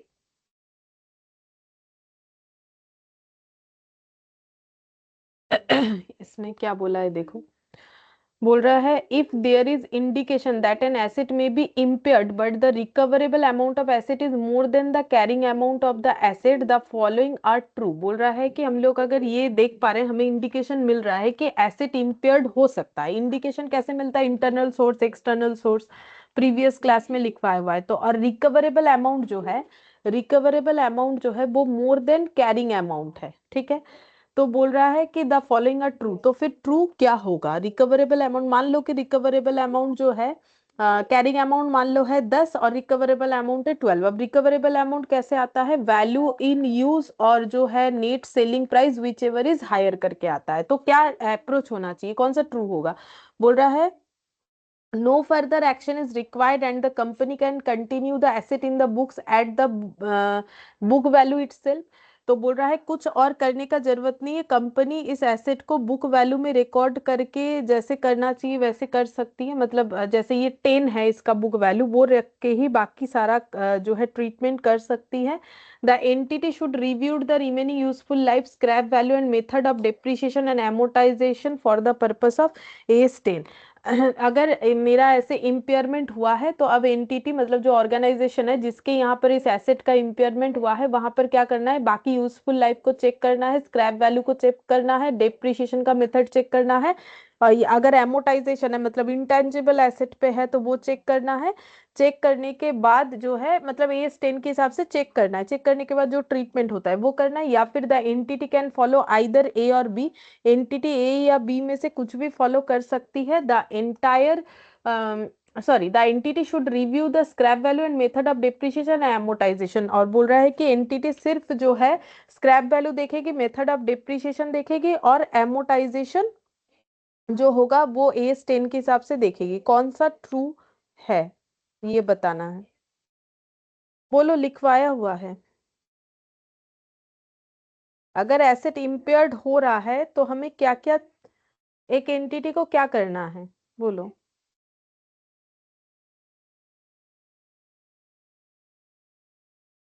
देखो हमें जब भी एसेट इम्पेयर्ड होता है तो हमें entity should review the remaining, बाकी यूजफुल लाइफ कितना है, स्क्रैप वैल्यू कितना है, मेथड ऑफ डेप्रिसिएशन कितना है, ये देखना पड़ता है एस 10 के अकॉर्डिंग, ठीक है। ये स्क्रैप वैल्यू को देखना जरूरी नहीं होता है। क्या ये हम लोगों ने पढ़ा है? हाँ बिल्कुल पढ़ा है, दिखाते हैं। ये देखो, ये सब तो वैल्यू इन यूज ये कैसे कैलकुलेट होता है? इम्पेयरमेंट लॉस अगर है तो फिर हमें क्या क्या चेक करना पड़ता है, ये देखो। इस पे हम लोगों ने क्वेश्चन किया था, एक क्वेश्चन था ना, लगातार हम लोगों ने ये इलास्ट्रेशन वन में वही सब सवाल पूछा गया था, ठीक है। तो हमें क्या करना पड़ता है अगर इम्पेयरमेंट होता है? तो देखते हैं, जहाँ लिखवाया हुआ है वहां से हम दिखा देते हैं। When carrying amount is more then recoverable amount, तो तभी तो इम्पेयरमेंट होगा, ठीक है। But the recoverable amount of this, अच्छा यहाँ रिकवरेबल अमाउंट ज्यादा है कैरिंग अमाउंट से, ठीक है। तो फिर carrying amount is more then recoverable amount, तब एसेट इम्पेयर्ड होता है। रिकवरेबल अमाउंट का मतलब यहाँ पर हमें बोला है, तो ठीक है। अगर मेरा उल्टा हो रहा है तो इम्पेयरमेंट लॉस नहीं हो रहा है, इतना ही है, ठीक है। इम्पेयरमेंट गेन बोल के तो कुछ नहीं होता है, इम्पेयरमेंट लॉस नहीं है। लेकिन हमें उसके बाद का सारी चीजों को सारी चीजों का रिवाइज्ड वैल्यूज को तो देखना पड़ता है ना। ये देखो, दिखाते हैं। ये देखो, ये तो वो क्वेश्चन ही कंप्लीट नहीं हुआ। रिकवरेबल अमाउंट, ये वो question, treatment of if asset is at cost model, revaluation model for revaluation model. अच्छा ये देखो, जैसे यहाँ पर बोला था कि हम लोगों का कभी भी जो है रिकवरेबल अमाउंट नेगेटिव नहीं आ सकता। Once asset is impaired the depreciation charge, ये देखो, depreciation charge prospectively and is calculated on revised carrying amount after impairment, ठीक है। तो इम्पेयरमेंट होने के बाद हमें क्या करना पड़ता है? उसका स्क्रैप वैल्यू, यूजफुल लाइफ, ये देखो सारा चीज चेक करना पड़ता है। यहाँ पर सिर्फ स्क्रैप वैल्यू बोला था, ठीक है, और मेथड ऑफ डिप्रिशिएशन नहीं, तो ये आंसर भी ठीक होता। अब एक साथ तो दो आंसर ठीक होगा नहीं।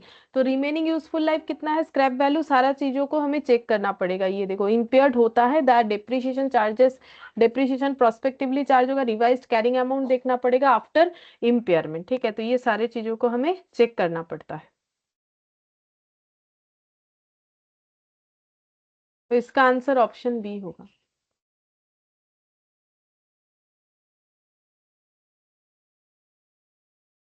In case goodwill appears in balance sheet an entity of an entity the following is true। ये आज ही पढ़ा है। अगर गुडविल अपियर कर रहा है बैलेंस शीट में तो हमें क्या करना चाहिए? Apply bottom up test if goodwill can not be allocate to CGU under review. Apply top-down test if goodwill cannot be allocated to CGU under review. Apply both bottom-up and top-down test if goodwill cannot be allocated to CGU. Apply entire bottom-up test और top-down test if goodwill cannot be allocated to CGU। आज ही सिखाया, बोलो कौन सा सही है?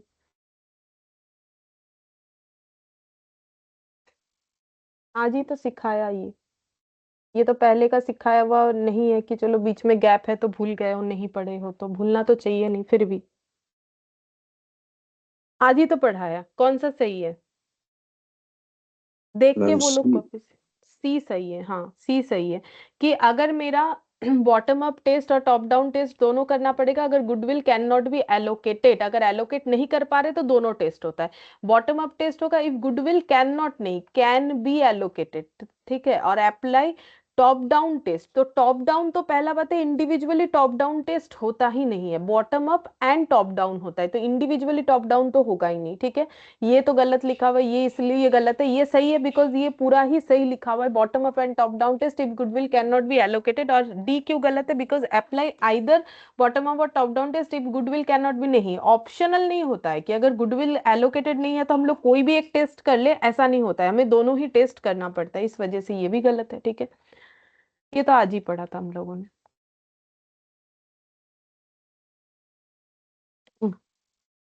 Next देखते हैं। In case of corporate asset, ये भी सेम वैसा ही क्वेश्चन है गुडविल जैसा। In balance sheet of an entity the following is true. Apply bottom up test if corporate asset can not be allocated to CGU. Apply top down test if corporate asset can not be allocated to CGU. Apply both bottom up test and top down test if corporate asset can not be allocated to CGU. Apply either bottom up test top, मुझे तो लगता है पूरा goodwill जैसा ही language same to same दे दिया है, तो कौन सा आंसर होगा बोलो? मैम सी। सी होगा, इसमें भी थ्री का सी होगा। ये सही लिखा हुआ है कि जब कॉर्पोरेट एसेट एलोकेबल नहीं है तो top down bottom up plus top down दोनों होता है, ठीक है। इसमें भी सेम उसी वजह से गलत है because corporate bottom up test if corporate asset can be allocated, अगर इंडिविजुअली बॉटम अप टेस्ट कर रहे हैं तो corporate asset can be allocated होगा तो ही पॉसिबल है। अप्लाई टॉप डाउन टेस्ट तो इंडिविजुअली होता ही नहीं है एप्लीकेबल। आइदर कुछ ऑप्शनल नहीं होता है कि बॉटम अप टेस्ट या फिर टॉप डाउन टेस्ट कर लो, अगर कॉर्पोरेट एसेट एलोकेबल नहीं है तो दोनों ही करना पड़ेगा। तो टू और थ्री में कुछ भी फर्क नहीं था। अच्छा, ये रिवर्सल वाला भी नहीं करवाया। इन case of reversal impairment loss which statement is true, कौन सा स्टेटमेंट ट्रू है? ठीक है, देखते हैं रिवर्सल वाला कंसेप्ट, वो भी बता देते हैं। रिवर्सल,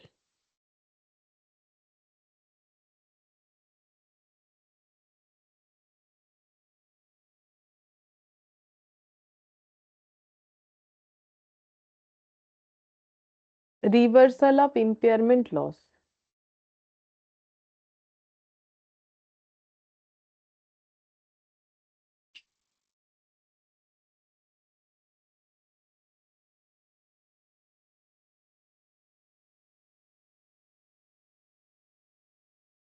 क्या हम लोग इम्पेयरमेंट लॉस को रिवर्स कर सकते हैं?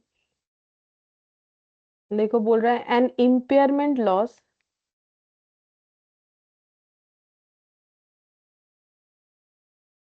which has previously booked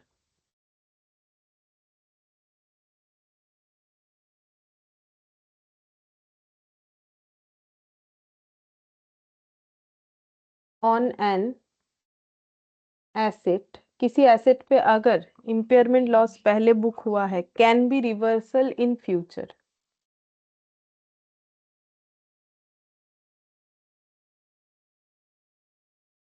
future में वो रिवर्स हो सकता है। अच्छा, फिर next point, an impairment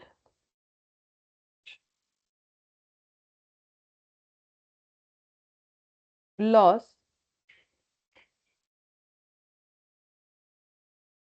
which is booked on goodwill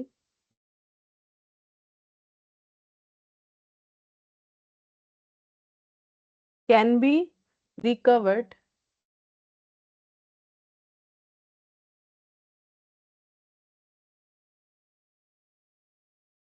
recovered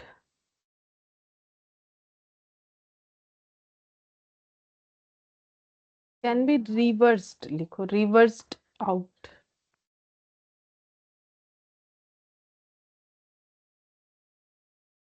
subject to certain condition.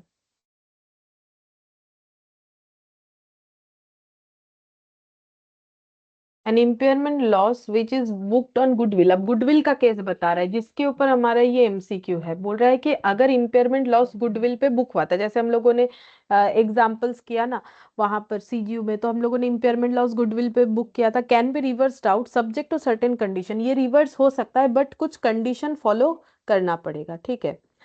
और एक एक्स्ट्रा और point, please note, if 5 years of goodwill has lapsed, then impairment loss of goodwill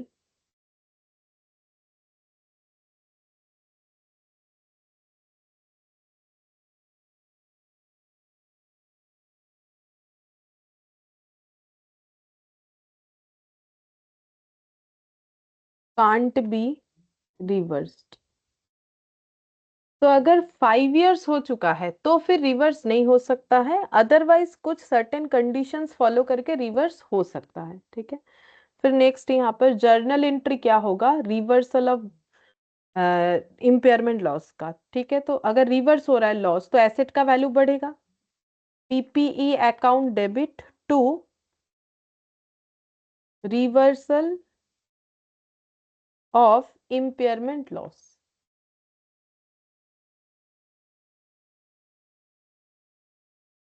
to reversal of impairment loss.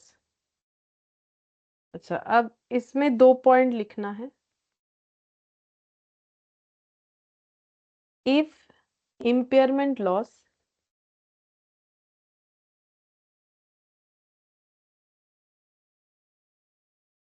Booked in PL then reversal also from PL, ठीक है। तो जब impairment loss book हुआ था तब अगर PL को debit किया गया था तो सिमिलरली रिवर्सल भी पीएल से होगा।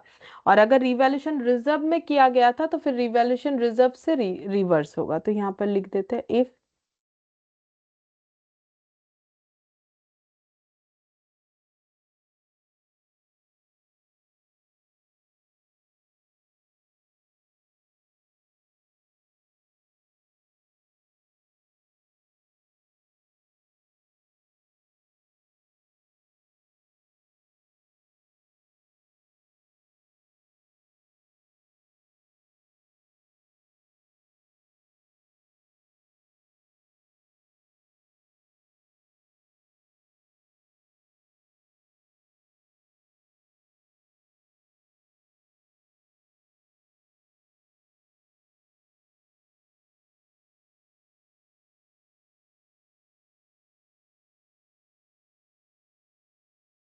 अगर इम्पेयरमेंट लॉस जो है वो बुक किया गया था रिवैल्यूएशन रिजर्व में तो फिर रिवर्स भी वहीं से होगा। अच्छा है कि एग्जाम्पल से यहाँ समझ लेते हैं, बाकी एक बार देख लेते हैं कि हमारा एमसीक्यू क्या बोल रहा था। कि इन case of reversal of impairment loss which statement is true. बोल रहा है goodwill written off can never be reversed. Goodwill written off can be reversed without any condition to be made. Goodwill written off can be reversed only if certain conditions are made. Goodwill written off can be reversed। कौन सा सही है? अभी जो लिखा है उसमें से ही हम लोग बोल सकते हैं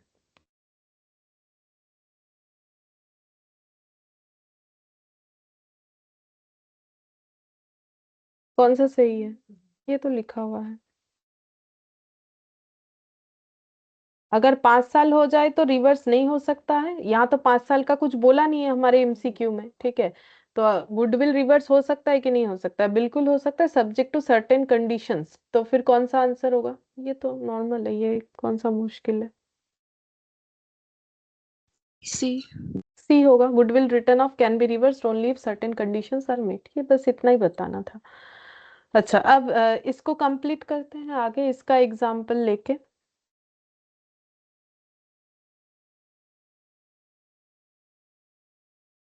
एक पीपी मान लो, उसका बुक वैल्यू है 1 for 2002 को 200 लाख, ठीक है, और लाइफ है 10 years।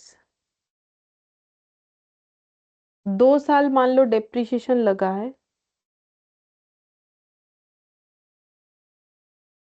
एसएलएम में मान लेते हैं, क्योंकि जो डेटा गिवन है वो एसएलएम को ही रिलेट करता है। ओरिजिनल कॉस्ट माइनस स्क्रैप जो कि 0 है, divided by estimated useful life जो कि है 10 years। तो डेप्रिसिएशन कितना हो जा रहा है? 20 पर एनम करके, 2 साल का 40 लाख। ठीक है, तो यहाँ पर वैल्यू आ जा रहा है 160 लाख। ये कैरिंग अमाउंट कहलाता है। ये कब का है? 2 साल बाद। तो 2002 से 2003 1 साल, फिर 3 से 4 2 साल। तो ये 4 का मतलब 31 March 2004 का ये कैरिंग अमाउंट दिख रहा है। ठीक है, बुक वैल्यू दिख रहा है।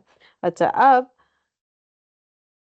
इसका रिकवरेबल अमाउंट इस डेट पे निकल के आया। रिकवरेबल अमाउंट कैसे कैलकुलेट हुआ होगा? नेट सेलिंग प्राइस इस एसेट का और value in use whichever is higher करके वैल्यू आया होगा, और मान लो वो आ रहा है 120 लाख। ठीक है, ये हम लोगों ने कैलकुलेट किया। मान लो क्वेश्चन में गिवन है ये वाला 120 लाख, तो फिर इसका मतलब बुक वैल्यू से रिकवरेबल वैल्यू कम है, तो इसका मतलब इम्पेयरमेंट लॉस हो रहा है। तो इम्पेयरमेंट लॉस 40 लाख। ठीक है। अच्छा, अब इसका एंट्री क्या होगा? अगर हम लोगों ने पीएल में बुक किया है तो impairment loss account debit 40 lakh to PPE 40 lakh. ठीक है, और इम्पेयरमेंट लॉस डेबिट करने का मतलब पीएल को डेबिट करना, ये हम लोगों ने पहले क्लास में भी देखा हुआ है। अच्छा, अब इसका मतलब मेरा रिवाइज्ड कैरिंग अमाउंट कितना आ गया? रिवाइज्ड कैरिंग अमाउंट आ गया 31 March 2004।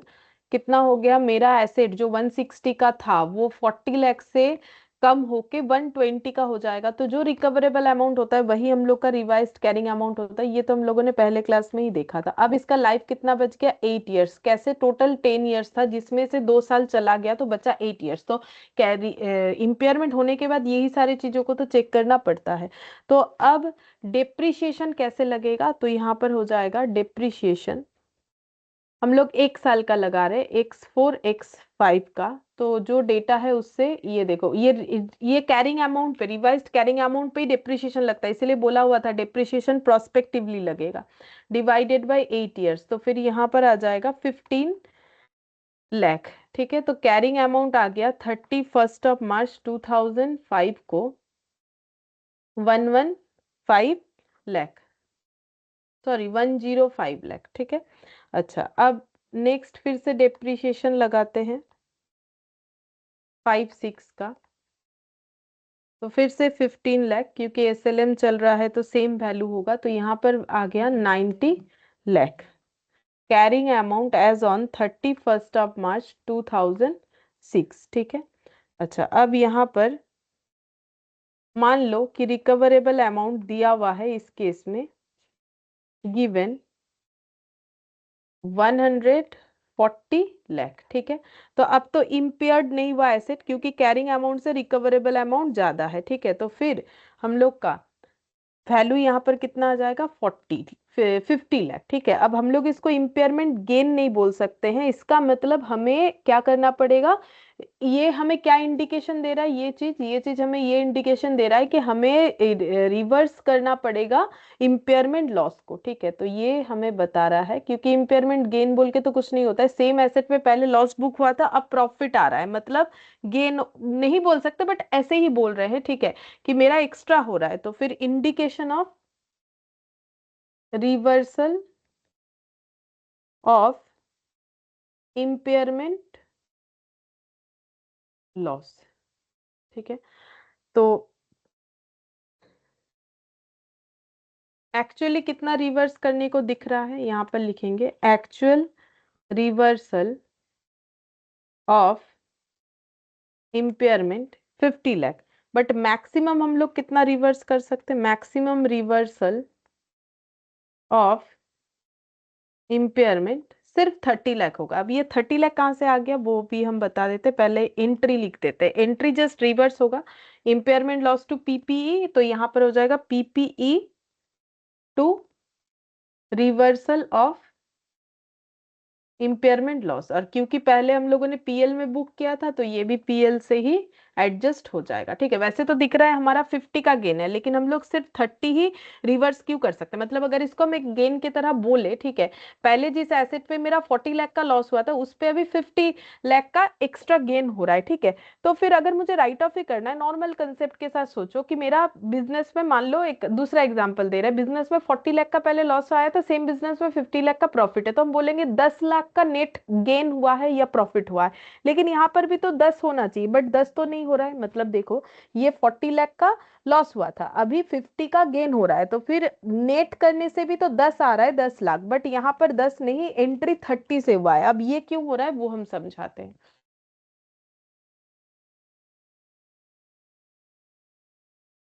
कैसे करके रिवर्सल निकालना पड़ता है, calculation of maximum reversal of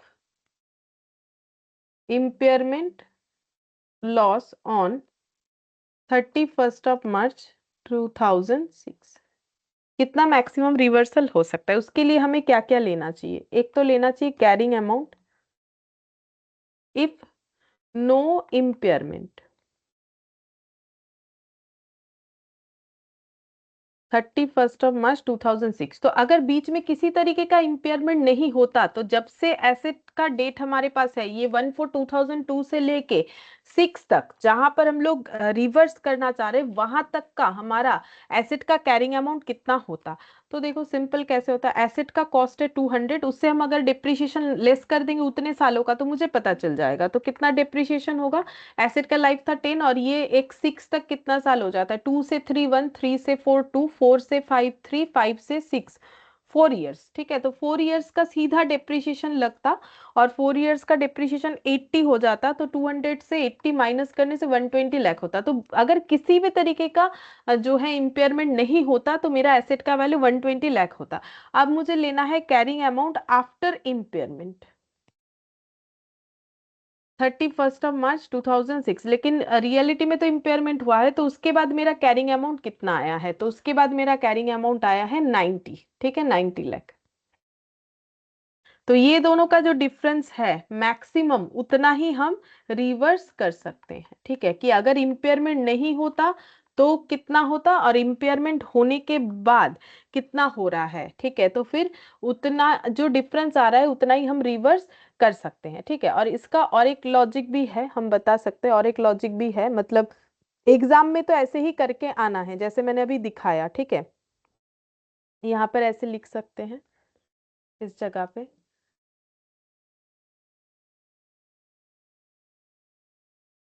sorry यहाँ पर, यहाँ लिखना है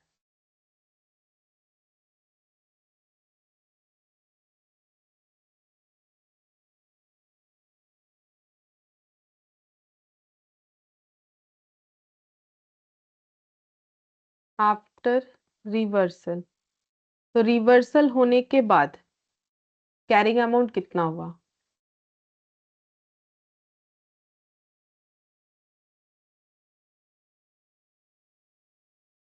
90 लाख, ये दिख रहा है, और 30 रिवर्स हुआ तो वैल्यू 30 से बढ़ेगा। ठीक है, तो 120 लाख, और अभी लाइफ कितना बचा, लाइफ बचा है 6 इयर्स। क्यों, क्योंकि पहले हम लोग का 10 में से 2 साल गया। ठीक है, फिर यहाँ और 2 साल गया, 4 साल, तो 10 में से 4 जाने के बाद 6, तो ये हो गया मेरा कंप्लीट इसमें। ठीक है, अब जो हम बता रहे थे कि ये 30 और एक तरीके से भी हम लोग समझ सकते हैं। देखो, जब पहले हम लोग हमारा इम्पेयरमेंट नहीं हुआ था तब डिप्रिशिएशन 20 करके हो रहा था। ठीक है, ये देखो 20 लाख करके 2 साल का 40 लाख हम लोगों ने किया। ठीक है, तो 20 लाख पर एनम करके हुआ था, और after impairment 15 lakh per annum करके हो गया। ठीक है, 15 लाख पर एनम करके हो गया, तो डिप्रिशिएशन में बचत कितना हुआ, 5 लाख पर एनम करके हुआ। ठीक है, तो 5 लाख पर एनम करके 2 साल का हुआ, ये देखो 2 साल का, 4 5 और 5 6। ठीक है, 10 लाख का मेरा जो है बचत हुआ, तो मेरा इम्पेयरमेंट लॉस कितना हुआ था पहले, 40 लाख, अभी मेरा 10 लाख का बचत हुआ, तो 40 लाख से 10 लाख माइनस करो, 30 लाख ही आता है, हम उतना रिवर्स कर सकते हैं। ठीक है, बट ये जरूरी नहीं है, एग्जाम में तो ऐसे करके करके नहीं आना है, बट ये लॉजिकली हो गया, और एग्जाम में ऐसे करके करके आना है। ठीक है, कि अगर मेरा इम्पेयरमेंट नहीं होता तो क्या होता, और इम्पेयरमेंट होने के बाद क्या कंडीशन हुआ है। ठीक है, तो फिर उसका डिफरेंस ही हम लोग का इम्पेयरमेंट का जो है रिवर्सल कितना होगा, मैक्सिमम रिवर्सल वो बता देगा। ठीक है, अच्छा अब इसके बाद क्वेश्चन में हम लोग के पास बाकी क्या था, देख लेते हैं।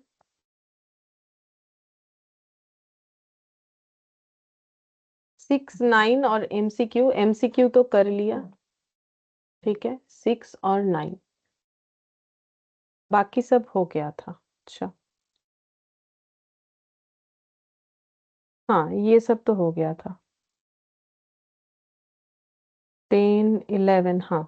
तो 9 वाला देखो पहले, 9 वाला क्या बोल रहा है, बोल रहा है कि good drugs and pharmaceuticals limited acquired sachet filling machine on 1st April 2001 for 60 lakh. The machine was, मतलब सीधा बात है, इनके पास एक 60 लाख का मशीन है। Machine was expected to have a productive life of 6 years, और मशीन का लाइफ जो है वो 6 years है, productive life. At the end of financial year 1 2 the carrying amount was 41 lakh. अच्छा, 1 2 में इसका कैरिंग अमाउंट हो गया है 41 लाख। ए short circuit occurred in the financial year, but luckily the machine did not get badly damaged and was still working order at the close of the financial year। अच्छा, तो यहाँ कुछ इनका डैमेज हो जाता शॉर्ट सर्किट के वजह से, बट मशीन बच गया, वैसा कोई प्रॉब्लम नहीं हुआ है। ठीक है, the machine was expected to fetch 36 lakh if sold in the market, मतलब ये हो गया net selling price. The machine by itself is not capable of generating cash flows. अच्छा, तो ये सीजीयू में डालना पड़ेगा। ठीक है, मतलब देखो मशीन अकेले कैश जनरेट करके नहीं दे सकता है, तो इसका मतलब ये सीजीयू में इसको ऐड करना पड़ेगा अगर इसका इम्पेयरमेंट टेस्ट करना है। However the smallest group of asset comprising of the machine, वही स्मॉलेस्ट ग्रुप ऑफ एसेट का मतलब ही सीजीयू, तो स्मॉलेस्ट ग्रुप ऑफ एसेट जो है इस मशीन को जो है अपने साथ इंक्लूड कर रहा है। अब बोल रहा है कि is capable generating cash flow. हाँ देखो, जब वो बाकी चीजों के साथ मिलता है तो कैश फ्लो जनरेट कर सकता है 54 crore per annum and has a carrying amount of 3.46 crore. All such machine put together could fetch a sum of 4.44 crore if disposed of. Discuss the applicability of impairment loss. Impairment loss का applicability हमें बताना पड़ेगा। तो देखो एक पॉइंट बता देते हैं, अगर कोई एसेट, ठीक है, इंडिविजुअली कैश जनरेट करने में पॉसिबल नहीं है तो उसका हम लोग सीजीयू में इम्पेयरमेंट टेस्ट करते हैं। तो अगर पूरा सीजीयू जो है वो इम्पेयर्ड होगा तो वो एसेट भी इम्पेयर्ड हो जाएगा, उसी के बेसिस पे ही हमें ये आंसर देना है। तो हम इस पे टिक करके दिखा देते हैं 9 वाला आंसर। ठीक है, क्या होगा बता देते हैं।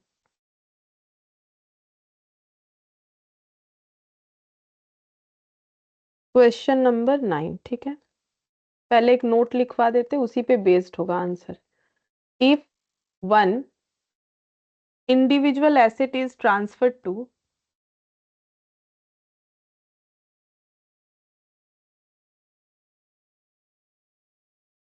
टू सीजीयू, मतलब कोई इंडिविजुअल एसेट को अगर हमें सीजीयू का पार्ट करना पड़ा फॉर इम्पेयरमेंट टेस्टिंग, क्योंकि उसका इम्पेयरमेंट टेस्टिंग पॉसिबल नहीं था इंडिविजुअली, क्योंकि क्यों होता है ऐसा, तो उसका वैल्यू इन यूज नहीं रहा होगा, अकेले कैश जनरेट नहीं कर सकते, जो कि इस क्वेश्चन में भी हमें बोल रखा है, अकेले कैश जनरेट नहीं कर सकता है, itself not capable of generating cash flows. Then individual asset is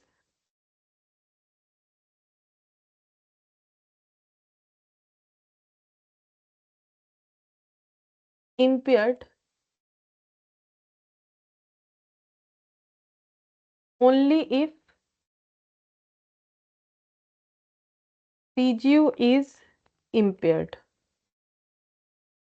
तो इंडिविजुअल एसेट इम्पेयर्ड तभी होगा अगर पूरा सीजीओ इम्पेयर्ड होगा। Individual asset will not be impaired if CGU is not impaired. अगर सीजीओ इम्पेयर्ड नहीं हुआ तो वो इंडिविजुअल एसेट भी इम्पेयर्ड नहीं होगा। ठीक है, इसके बेसिस पे हमें आंसर देना चाहिए। तो हमें यहाँ पर बोला है discuss the applicability of impairment loss. तो इम्पेयरमेंट लॉस का एप्लीकेबिलिटी क्या होगा, जो लिखा वही, कि अगर पूरा सीजीओ इम्पेयर्ड हुआ तो ही ये एसेट इम्पेयर्ड होगा, इंडिविजुअली ये एसेट इम्पेयर्ड नहीं होगा। अब देख लो आंसर क्या लिखा है यहाँ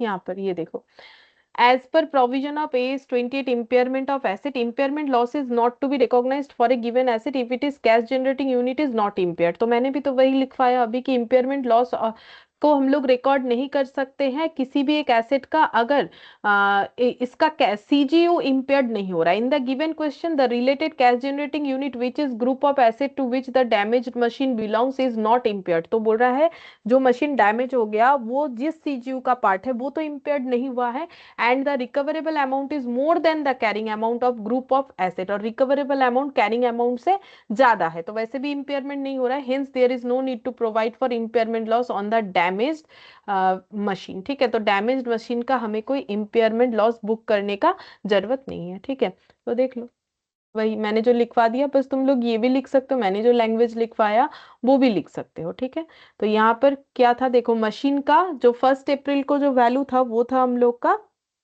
60 लाख। ठीक है, मतलब सीधा बात है, ये रहा मशीन, इसका कॉस्ट है 60 लाख। 60 लाख से एक्वायर किया गया था कब, 1 अप्रैल 2001 को। मशीन जो है वो इसका लाइफ है 6 इयर्स। ठीक है, और फाइनेंशियल ईयर 1 2 मतलब पहले साल कैरिंग अमाउंट 41 लाख हुआ, कैरिंग अमाउंट हो गया 41 लाख 60 लाख के मशीन का। शॉर्ट सर्किट हुआ और मशीन जो है badly did not get badly damaged and was still, मतलब उतना भी खराब नहीं हुआ, वर्किंग कंडीशन में at the close of the financial year. The machine was expected to fetch 36 lakh if sold in the market. ये 36 लाख हो गया नेट सेलिंग प्राइस, ये हो गया 36 lakh. The machine by itself is not capable of generating cash flows, मतलब ये कोई cash generating unit का पार्ट होना चाहिए। However the smallest group of asset comprising of the machine is also capable of generating cash flows of 54 crore per annum.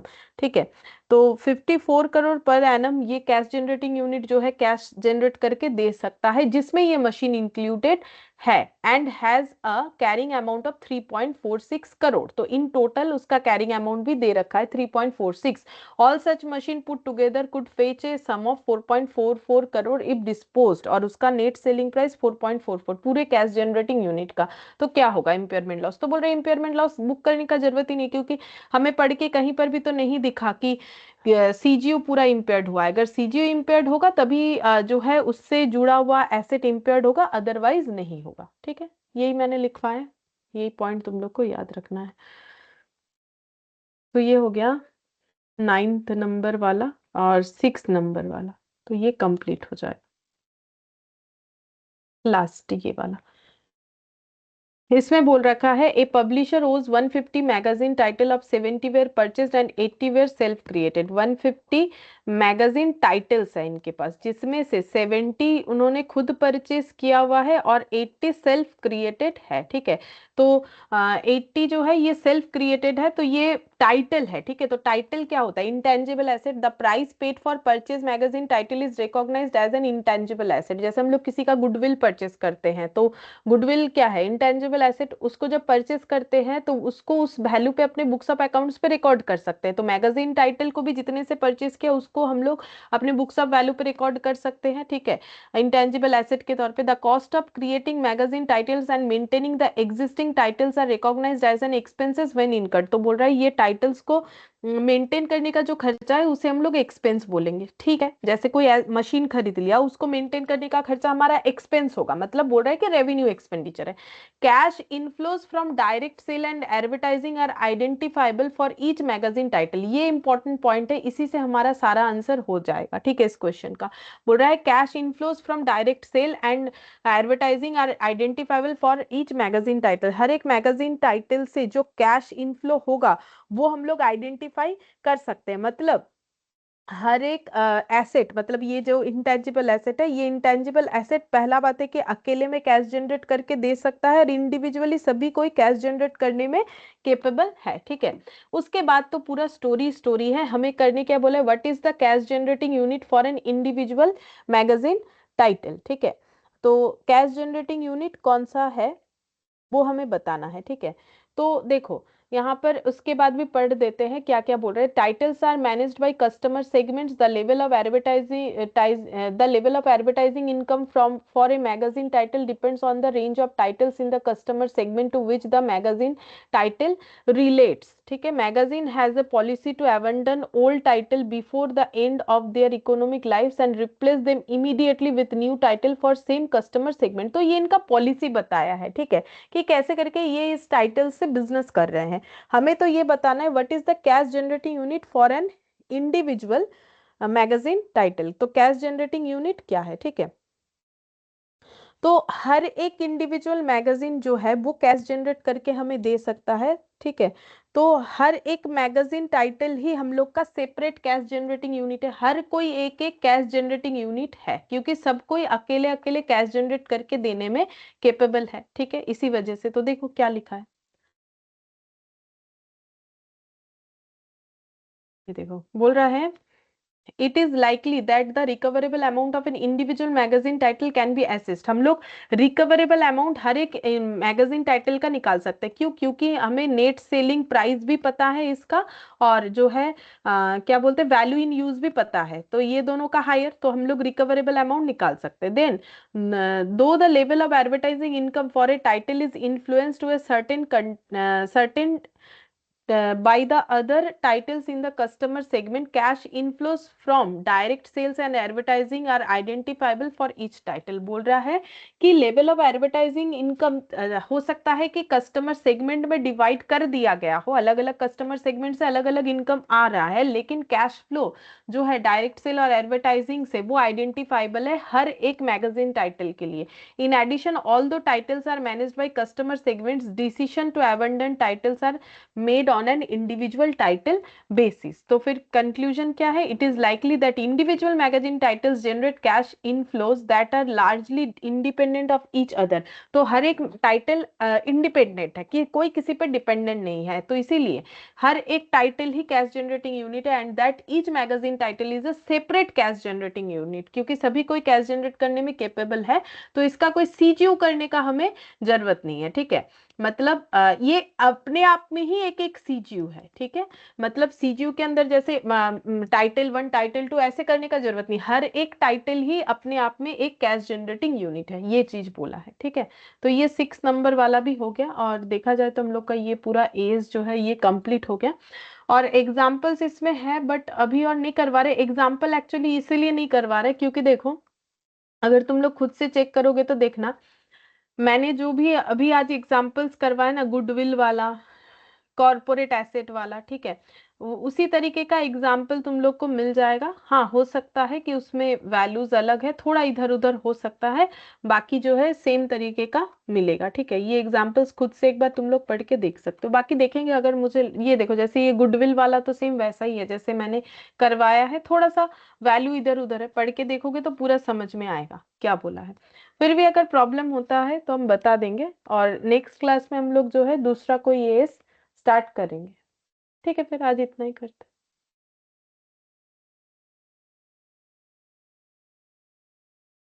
Thank you ma'am. हैं। Bye.